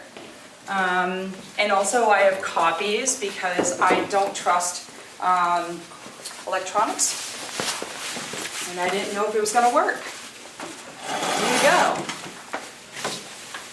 All right. So first off, we just want to say thank you. I'm Crystal Sawyer. I'm the Executive Director of Carroll County Adult Education. We are asking for $23,624 more than we did last year, and there is a reason for that. But first I want to say thank you to you guys for supporting us for the past few years. I sent out this flyer in an email in March to let you guys know what's going on at our program. So just to tell you a little bit about ourselves, because I don't think we've met, Bonnie. So there you go. There we go. So we have an adult education literacy program, which is English second language classes and tutoring. Last year, or actually this year, our new integrated education training is hospitality. So we partnered with a lot of different hotels in the valley, but we're trying to get more over to the Wolfboro area now. We have the GED and HiSET throughout the county, and we also have that inside of the Carroll County Jail. And we have North Star digital literacy classes that we run in libraries throughout the county. And we have an adult diploma program. It's a 20-credit program, and we also do college and career prep for both programs. So we have grown exponentially. In 2016, fiscal year 17, we had 20 adult diploma students and 20 adult education students. And last fiscal year, we had 183. And we had 137 adult ed and 83 adult diploma students in our program. I just want to show you guys some highlights from last fiscal year. This is our integrated education training for hospitality going on. And we had 64 participants in our program, which made up 42% of the New Hampshire Totals IET participants. And I'll show you why that's significant. Here. Throughout the years when the state of New Hampshire started in 2018 with integrated education training, with LNA, manufacturing, they started with 23 participants. And like I said, we had 64 just last year. So we were always higher than everyone else every other year. And last year there was a total of 150 in the whole state, but like I said, we made up 42% of that. So this is our measurable skill gains, which is our educational skill gains. So this is a total which has your English second language, your integrated education training, and your HiSET graduates. So this is our measurable skill game. We're second in the state. And then also for our English second language, we became second in the state. So adults graduating with a high set, last year we ranked 8th. Typically we're about second or third in the state, and I think it's because we just, our adult students, you know, didn't have daycare, they had to drop out because of work or whatever, it wasn't a priority. Every 6 months to a year, we have to do follow-up with our students. So we have to see if they're employed. Typically, we do really well the second quarter after exit and the fourth quarter after exit. And in FY23, we kind of flip-flopped. We went a little bit down on our quarter 4 employment, but our quarter 2 employment after leaving was pretty high. These charts that you're seeing now on the last 2 pages of the packet I gave you are actually in the back, and they show where we rank in the state. So it's not a bar graph, but it's just kind of like an Excel spreadsheet. So for 3 years in a row, we've been second in the state of New Hampshire to have students graduate with a diploma. So that's 16 and 17-year-olds and also adults. And this is one of our diploma classes, which is actually right around the corner here. It started out with just Project Bike Tech for a class, but then we actually combined it with Carroll County Recycled, and we just named it Carroll County Recycled so that we can just put it all together, which is collecting bikes from the community and repairing them and putting them back out to the community, and also any inmates that don't have a ride after they are released. So here is our team. We have Scott, he's the Economic Support Department Head, but he's also the Region 2 Mobility Manager. Superintendent King, I almost said Lieutenant, Superintendent King. Bobby Ropes is our Project Bike Tech instructor. We have a marketing specialist that just volunteers her time, and myself. So this is kind of how it works. Used bikes are given to a drive, and then we store them here. Thank you very much, everyone. And we have a storage unit in North Conway, and then they get serviced. So we service them at the bike shop. We do here with our inmates and at the Kennett High School, and then they're redistributed. So this is kind of like an easy flow chart. So last year, we only have 2 stands that are in that classroom because it's kind of small. So last year we had 9 students that graduated, 3 of them were females. The Master Bike Technician certification is nationally recognized, so they can go anywhere with that.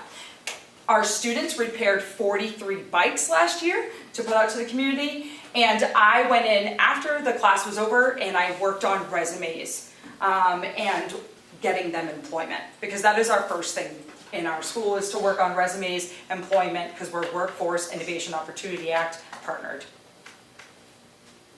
So these are our partners throughout Carroll County. Last year we took in 330 bikes that were donated to our program, and we did bike drives all over Carroll County to make this happen. We distributed 245 back to the community, and that is county and statewide.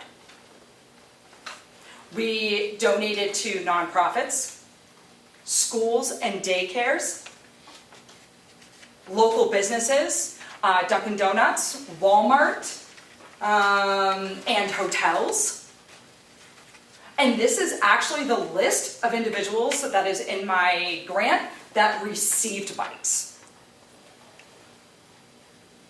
We also did a bike giveaway at the Gibson Center. So we had people show up and we just gave them bikes. It wasn't, we had so many people asking for bikes, and we had to get more bikes to give out. So that was a very big success in May. So with this program, since we are the first in the nation to have Project Bike Tech in a jail, we have been recognized on a local level. Obviously, you see all of our celebrities here. And we've been recognized on a state level. The Bureau of Adult Education has highlighted us for several months, And also the New Hampshire Department of Education put us on their social media. We are also recognized nationally. 3 weeks ago, the Coordinated Council on Access and Mobility for the for Federal Transportation Authority had put us and chose us to put in the video. There's a link that's on there, and I'll also send you guys this PowerPoint. But we are in here and they talk about our program. So our fundraising efforts, because when we were doing this class and doing the recycled program, we were getting money from the Department of Health and Human Services, their COVID disparities grant. So as of May 31st, we don't have any more funding. We're trying to do fundraiser efforts. We did raffles. We went to all of our businesses that we donated to ask. And I write grants. We've received donations. We received gift cards, cash donations. Not much though. I would say a total of $3,500. We did the other day receive some bike parts, helmets from the Laconia Area Bike Exchange because they were closing down. So that was great. When I write grants, local, state, I actually sent this success roadmap. So it kind of shows a little bit of what we've been through in the past year. And what's our future? So why are we asking for the extra money? So we want to add an entrepreneurship program. So we decided, it's probably best if they can't get work at a, bike shop, we can actually have them be entrepreneurs. So I had a meeting with the Business Economic Affairs, and they said the future of New Hampshire is going to be entrepreneurs. So it really solidified what I was trying to work on. So I'm working with SCORE to come up with a curriculum right now so that they can go into starting their own mobile bike repair business. And I met with Project Bike Tech yesterday on Zoom, and the executive director said, we want you to spread this across the nation now. So now we're kind of going a step forward, and we'll be able to help them do that. So that is it. Thank you very much. Questions, Commissioner? No, really. No, impressive. Thank you. I think you've just done a great job. Thank you, and thank you guys for allowing us in there. I really appreciate it. Our inmates have greatly benefited from it. Currently, we've had a couple months off because, they have to fit certain security requirements or be sentenced, and we haven't had anybody sentenced long enough because it's a 5-week program, so our sentences lately haven't given us that. Well, that's kind of good news, isn't it? Good news, but Bad news. bad news. But Bad news last for year we us. got 9 people through, so Good. hopefully by the end of 25 we'll have another 9 or 10 through. So Absolutely, and they're all going into employment, which is really important. And I believe at this time we have a 0% for this class recidivism rate. I don't think anyone's been back. Great. Thank you. Thanks guys. Okay, next we have the Mount Washington Valley Adult Daycare Center.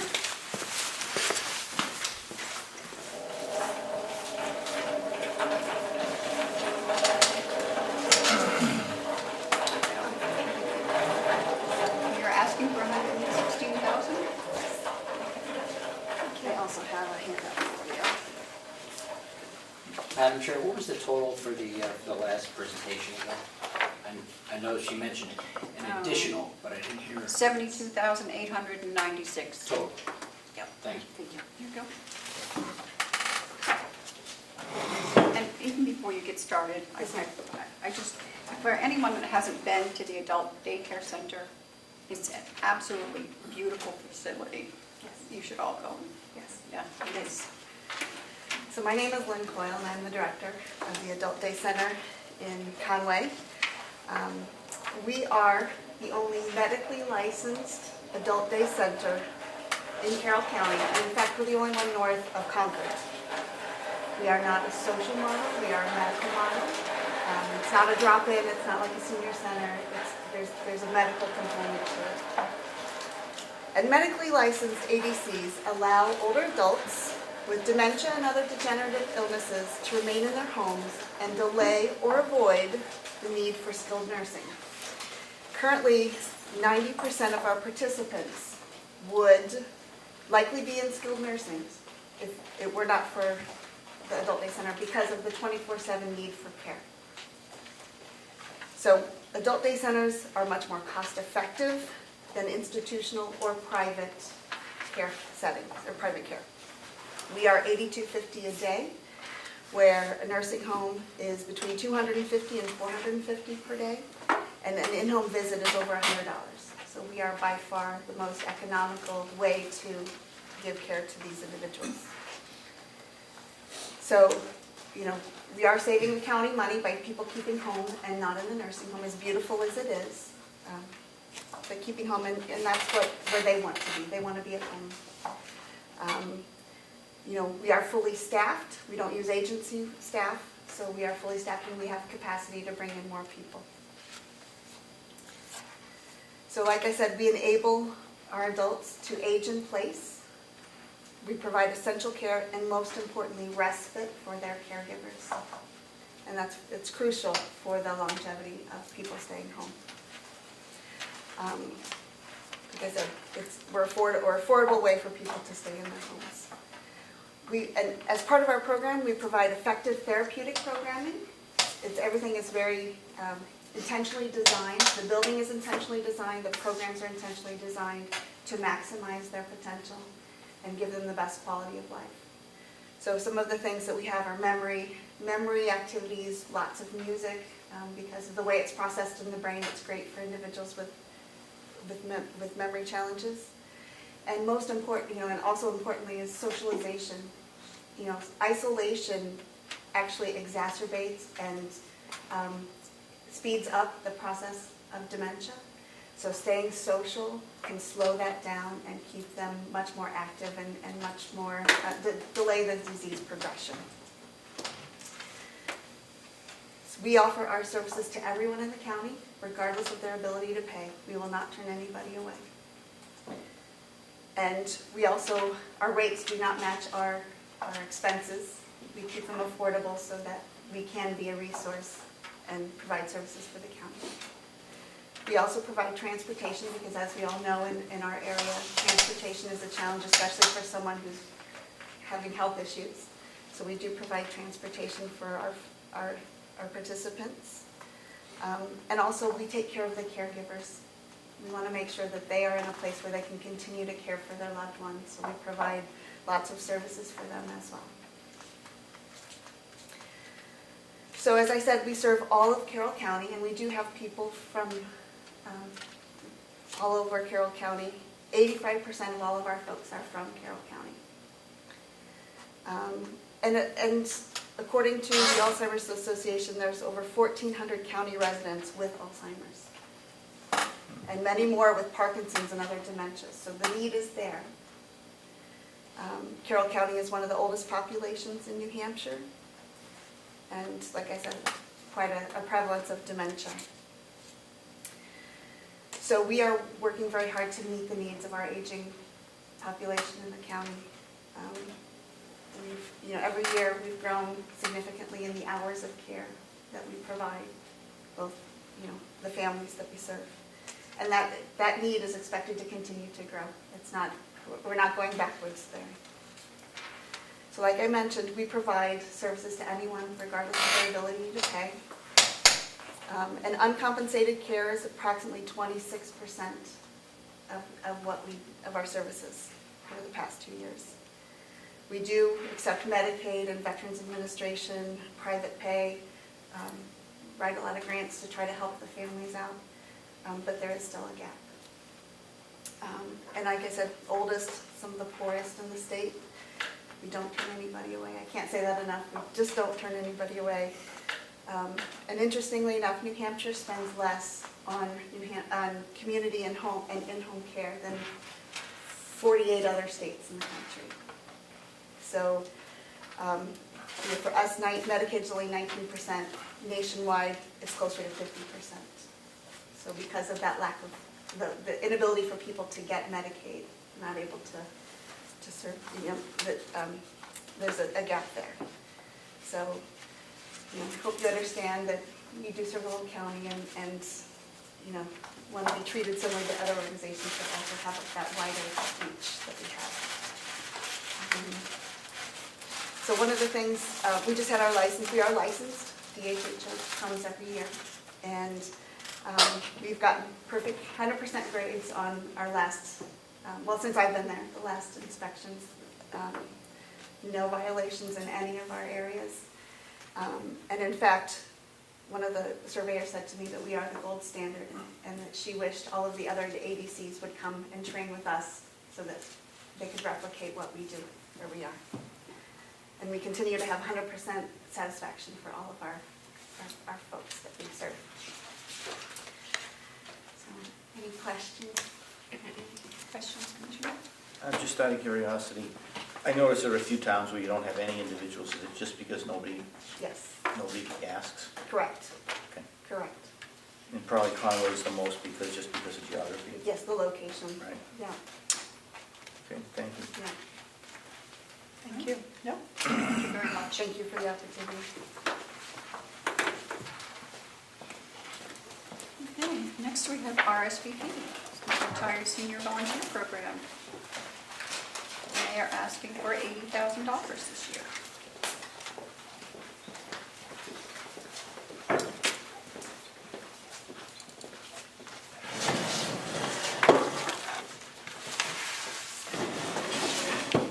First of all, thank you so much. I'm Mary Carey Cindy and the director, and Susan Jenkins, who probably is like the right-hand person to anything you want to know.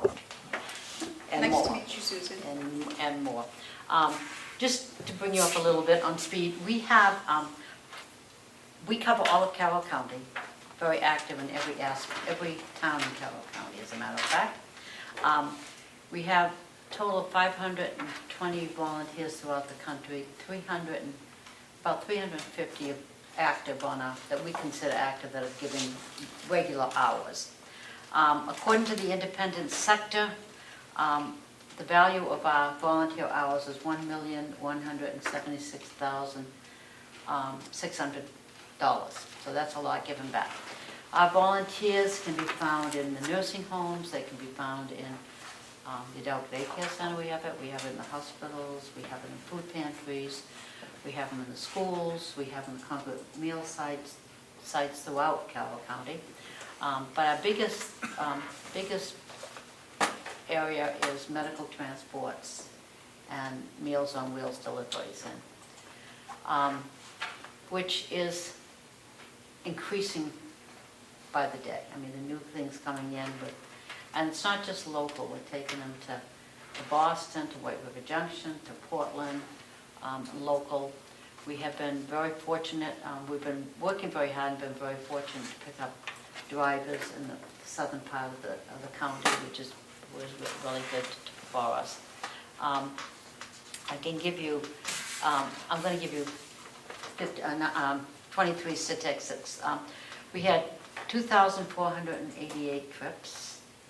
We had 40,669 miles of driven and logged in 1,803 hours. Most of our volunteers, drivers, are on fixed incomes, give up their time very freely. We're very pleased with that. Most of them need help with mileage reimbursement. And I think this year for the, it'll be about $55,000 that will, our cost of mileage reimbursement. Then the Meals on Wheels, our volunteers delivered 124,718 meals. They drove 66,069 miles, and they logged 7,847 hours. We also provide mileage reimbursement for them also, for those in need with it. As I said, the demand, Gibson Center does a great job with transporting very locally to the Conway area. But we are the only one providing transportation throughout Carroll County, I mean, for all of Carroll County. So it's a lot of area, a lot to cover. We have very big push to bring in new drivers. We're at anything you can mention that they mentioned coming up. We're there at Vegas to get more drivers and express our needs. We have a major fundraiser coming up, the Festival of Trees. And our budget, because we sell nothing, our budget is a little over $200,000 a year to keep us functioning. Between grant writing, fundraising, Festival of Trees we do a golf tournament, we do annual appeals, we do Down to Donates, we do any place that we have a quilt sale that were made by one of our groups that we, I don't want to call peddle it, but we're there any place we can get that would give us the space for nothing, because we can't afford the space, but we are doing that also with it. Expenses, with everything going up, the cost of gas going, the rate that we have to pay going up, it's tight, and as I say, we're at every single grant you could possibly expect to get. We're out there, and we're pretty lucky with our grants. We're pretty lucky with it, but certainly cannot do it, could never keep it going without the support of the county. And I think that, and as I say, we cover every town in the county. I think Susan can vouch for the calls we have. It's just a huge increase in the kidney and dialysis, and a huge increase for radiation and chemotherapy, and not just local, but it's like to Portland, to all, and it's sad when you know there's no transportation and they have no way to get there, and we'll jump in our cars and take them whenever we can too, and so it all works. But I thank you for all the support you've given us, and hopefully we can continue to look at what you have that you can give to us. Every cent is appreciated. If you have any questions, I don't know, Susan, do you have anything to add to that? Susan handles all the requests for rides and the Meals on Wheels and all of that, and she's got. We just received the what was the volunteer? Spirit of New Hampshire volunteer champion category. Great. So we were very excited about that, and we had two of our drivers go up to receive the award, and one of them was so moved by it. I mean, Susan can explain. This woman is like Johnny on the spot to take anybody she can. So she went up and received it, and she was like hugging it, and I said, "It's yours. You take it home. We'll take a copy of it, and you can have that great presentation because you deserved it." So we have great volunteers, absolutely great volunteers. Yeah, I miss it myself. So anything, questions that either Susan and I can answer that for you, we'll have to. Any questions? I asked this question before, but I noticed you don't have any municipal funding. Have you gone to the town? Well, this is how I look at it. I happen to be the selectman for the town of Conway, it's the chair to the selectmen. I don't think it's fair of us. I would have to go to every single town in the county. And I don't have the time to do that and do the work that I do too, and with the grant thing. Also, I don't think it's fair unless I went out to all of them. I don't really like the idea of double dipping, and I don't like the idea of someone's double dipping coming to my own town. So I can't, on my own being, I cannot do something that I don't believe in myself. So I think I'm doing it fairly to go to the whole county and not, and if I could get out and go to every single town, I would. But the two of us in the office, it wouldn't work. I'm being honest, I couldn't do it. Okay. So, but I would if I could. That's a good answer. Makes sense. Yeah. Thank you, Mayor. Thank you so much for having us and listening to us. Okay. And we don't have anybody here from CASA? Yep, Starting Point Oh, there and she is. CASA are on the Zoom. Okay. Yep. Well, then show the Starting Point because they were first. Okay. Good afternoon. My name is Deb Weinstein. I'm the Executive Director of Starting Point. We provide services to victims of domestic violence, sexual assault, and human trafficking throughout Carroll County. We now have 3 different locations. We have a confidential shelter. We have the houses 5 adults up to 13 children, and an occasional dog or cat when people won't leave because they can't leave their animals behind. We're actually the only shelter, the domestic violence sexual assault shelter in the state that I know of that takes animals. That doesn't include, if they're service dogs, you're required by law, but we take pets that are friendly enough to be able to bring into our shelter. Everybody has their own room, each family, and we have shared kitchen, children's playroom, adult room, and also a location for staff to meet with shelter guests. We call them guests, and we currently have 2 shelter advocates there and a program manager who oversees various programs in the agency. We also have a new advocacy center that we purchased the building through capital campaign at 30 Pleasant Street in Conway. And we also have our office in Ossipee at the Mountainside Business Center that actually moved from Wolfboro because since COVID, it was very difficult for us to be able to access the hospital without clients having not to go down the sidewalk, but in through the hospital and have to go through a COVID check and all of that. So Ossipee has also been great for us because it's really near the court. And as you know, we provide an enormous amount of services both in Ossipee and in Conway Court to assist victims with restraining orders, stalking orders, parenting plans, and to provide support and assistance with the paperwork. We also provide 24/7, 365 services, both through a crisis support line, but also through a in-person. So we respond to both hospitals, police departments, and basically anywhere that we get the call 24, 365/7. We've taken people out of unsafe situations in the middle of the night. We've gotten them assistance. We work with all the police departments in the county to do what we call a lethal assessment program, where we talk with the officer, and if the victim would like to talk to us about the risk of lethality in the situation, if the score is very high, we'll work with the police department to help ensure the safety of that victim. We provide community education, outreach, prevention services in the area schools throughout Carroll County. And prevention education is in the school system. Community outreach and education is throughout the entire community. We also work with the mental health professionals. We work with all of about 100 agencies, many of who have been here before us today, and nice seeing them, to share resources and to provide the best possible services for the community needs. In our case, it's victim needs.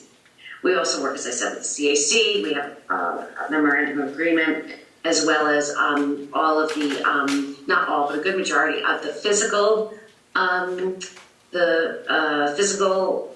health providers, mental health providers, hospitals, and also the Carroll County Jail, or House of Corrections. So last year, just to give you an idea, we provided 3,175 bed nights in emergency shelter, and that does not include 117 hotel motel nights because our shelter was full, which it often is. We worked with 596 victims in Carroll County and their children, and we provided 17,269 services, distinct services in Carroll County. We do track them by town. I know that you did ask for that, but if you ever wanted to see what the breakout for each fiscal year is by town, along with the average. We've increased our average quite a bit. When I started here a little over 5 years ago, we were at about 400 victims served, and as you can see last year, we're up around 596 with the same size staff. Our community services, well, I'll give you a little bit of detail about what we're asking for. So funding from Carroll County It's vital to support victims and their children who are fleeing domestic violence or sexual assault situations. It will support emergency housing needs and special needs, such as emergency food in the middle of the night, gas, emergency transportation, uncovered medical costs if they don't have health insurance until we can get them health insurance, finance to be able to support their children until they can access either child support and or public assistance and or jobs. Most victims have no access to the finances. There's a large part of domestic violence that includes financial control. So when they flee, they are leaving with basically nothing, and in most cases not even enough clothes for them or their children, much less all the other supports that go with it.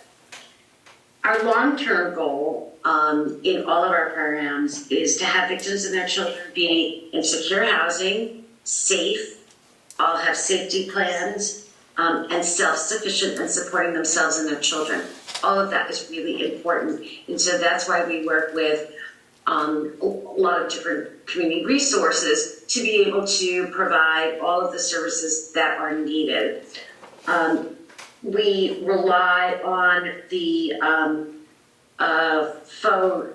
Carroll County funds also to provide emergency telephones because we're seeing a lot of technology abuse right now. So there's trackers on cars, there's cell phones that are hacked or trackers. So a lot of times we have to ask survivors or victims to get rid of their phones, their children's phones, because they're all hacked. And we work a lot with the police department, the technology experts there, with the police departments to ensure that they're safe. We also help by saving town welfare offices because the nights that we provide are nights that would otherwise need to be covered by the towns themselves because the victims that we work with and their children are homeless, either fleeing imminent danger, risk of high lethality, and or who are homeless due to domestic violence. About 90% of the homeless population have been victimized, either recently or in their past. So that's the goal of the program, and we provide, again, advocacy, assistance with trauma, support groups. It's a whole range of services. I know I'm short on time. But so we measure success, because you may say, well, and we're also asking, by the way, for some assistance with some really vital repairs that need to be done at the shelter.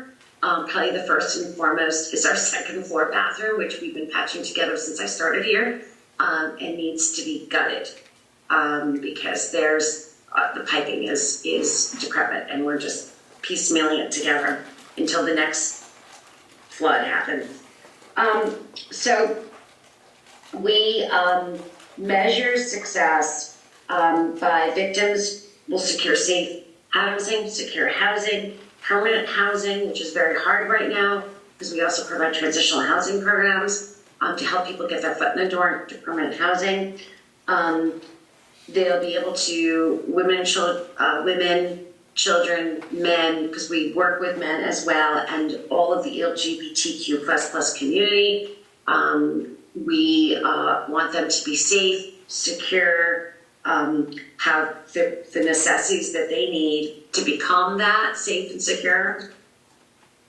And that we also assist with, as I said, financial support if they're facing eviction due to violence, domestic violence. We measure it by also the self-sufficiency, the number of victims served, those who are served, and in addition, we have a feedback questionnaire, which is anonymous. It goes, you can do it either by computer or by mail. It actually goes to, we're a member of the New Hampshire Coalition Against Domestic and Sexual Violence, which is the recipient and funnels their state and federal funds down to us to support our staff salaries. Majority of it goes to staff salaries. And we look at that for feedback and measure our client satisfaction. And there's different ratings and all kinds of questions. So that being said, are there any questions now that I've spoken a lot? Mike? No. No, I'm good. No questions. Thank you very much. Thank you, and we thank you for your support during COVID. We haven't been back in a couple of years, but our numbers are rising and our needs are rising, and as you heard, everything's getting more expensive. So thank you so much. Okay, I'm assuming CASA is on. Yeah. Okay. It's your last one. And they're asking for $7,500 this year. They're fairly new. Hello. Hello. Can everybody hear me? Yes. Okay, great, yes. So thank you, yes. Carroll County funded CASA for the first time last year. CASA stands for Court Appointed Special Advocates. We are a statewide nonprofit, and we have currently 47 children receiving services through CASA from Carroll County. CASA volunteer advocate is appointed by the court to represent the child's best interest in abuse and neglect cases. We are there only for the child. We are often the only one that is consistent throughout the life of a course. Foster placements will change, DCYF will change, but the CASA is there through the life of the case so that the kid is heard and they have the opportunity to grow and thrive in a safe, nurturing environment free from abuse and neglect. I'm very happy to state that last year CASA was able to take on 100% of the cases from Carroll County. That had not happened in a couple of years due to the rising cases. Our CASA volunteer advocates are seeing an increase in both the severity and complexity of the cases, especially in Carroll, Belknap, and Coos County. A lot of substance misuse, multifaceted cases are coming through, and so they're taking longer, and the CASAs are taking less cases to really focus on the kids that they have. So funding from Carroll County goes to their support, continual training, making sure that they're up to date on all of the new things that are popping up over the state.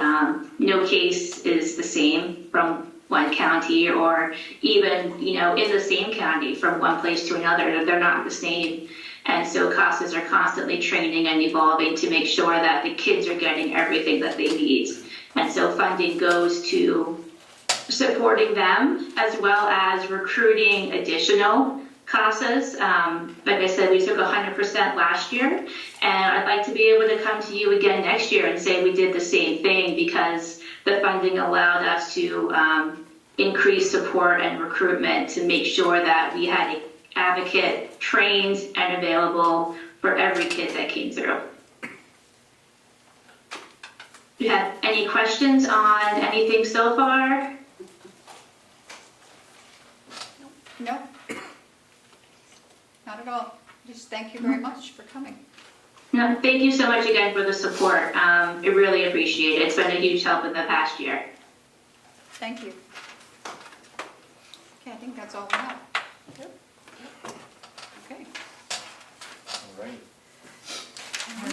Lisa Scott is coming back over. Who?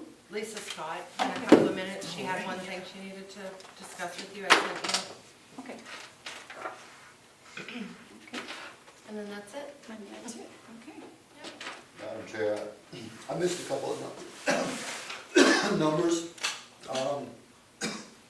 B&A, Yep. what was their number? 75,000. Oh, she's got it right there. And starting point, what was their number? 50,000. 50,000. Okay, that's all. Thank you.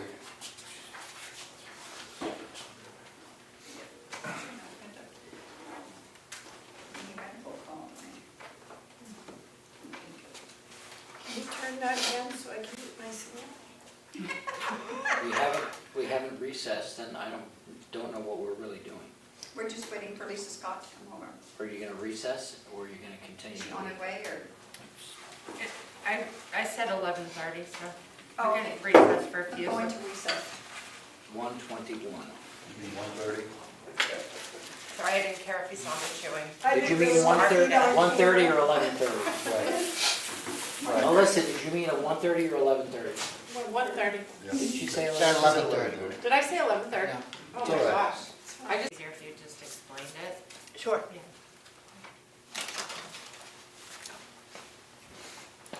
Good afternoon. Hold it. We're coming out of recess, going back to our regular scheduled meeting. It is 1:30. 1:27. Whatever you said. 1:27. Okay. Lisa, you have something for us? I do. I came to just inform you about a new offering that the registry is doing for government agencies. For the state agencies, there are approximately 10 state agencies and the IRS. And that is an e-record system where they can go directly to our software provider and upload the documents directly to us. So they won't have to go through the third-party vendors that charge them annual fee plus a fee per document. Over the past, I guess it's been 9 years now that we've been e-recording, we're up to 70% electronic recording. And it's streamlined things in the office quite a bit. And this we could have done earlier, but I didn't want to do it too soon. Wanted to make sure everything was working smoothly and the state agencies were on board, and I think that it's going to go smoothly. Kathy down in Rockingham County, who's an attorney, had an agreement which she makes all her submitters sign. I've amended it a little bit to be between the state of New Hampshire and the Registry of Deeds in Carroll County, and a different one for the IRS in Carroll County. And I think you have a copy of the IRS, I think the IRS one. So it's a legal document that they need to submit according to the RSAs. Has to be original documents that they submit, and that we have the obligation to do our normal procedure, which is either accept them as they're presented or send them back.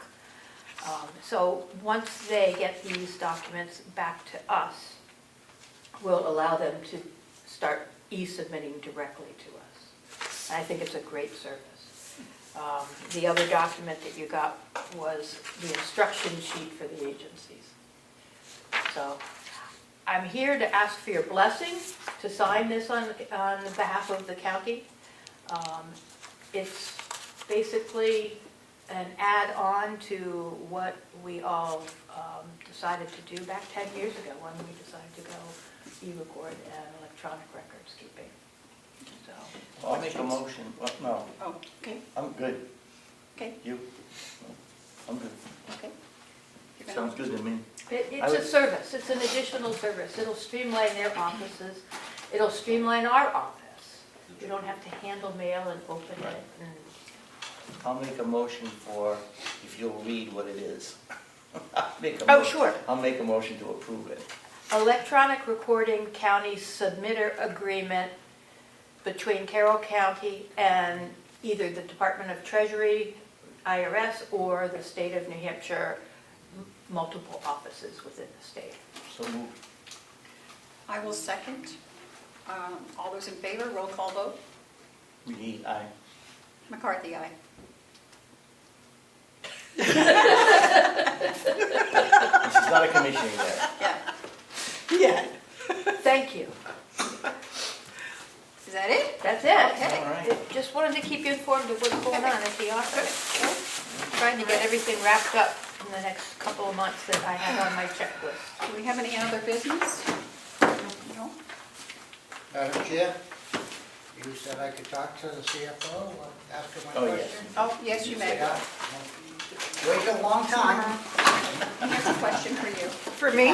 Oh. Yes, You Bonnie, knew I was gonna want to read again. on September 26th, Commissioners meeting, and it's also in the minutes, that you do an analysis between the agency staffing compared to salary budget regularly, and about 600,000 over budget to date.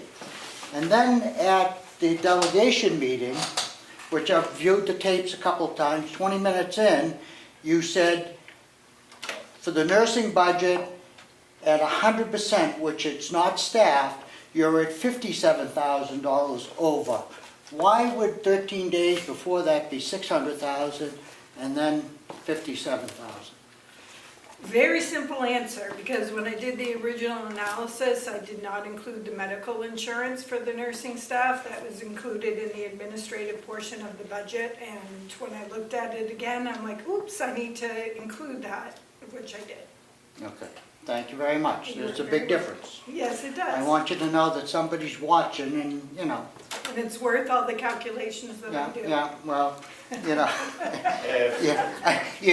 I know you said it was a hot issue, and I heard the chair chuckle, and I don't think it's a chuckling matter. I still think the agency staffing is very concerning here. And as you had the adult daycare center state today, they don't do any agency staff, and they're fully staffed, and I think we need to get back to that in the county here, nursing home, and I think our costs will be, you know, a lot less when it is. Thank you very much. Any other business? Okay, motion to adjourn. I'll make that motion. Okay, I will second. All those in favor? Roll call. McGee, aye. McCarthy, aye. 133. That's good, I thought we'd be here all day. Do you guys want to talk about the nonprofits or anything? Yes. Are you going to talk about it in quorum? That's another meeting. No, we can't talk about it unless we go back into public session. Oh, No. you can't have a discussion? No.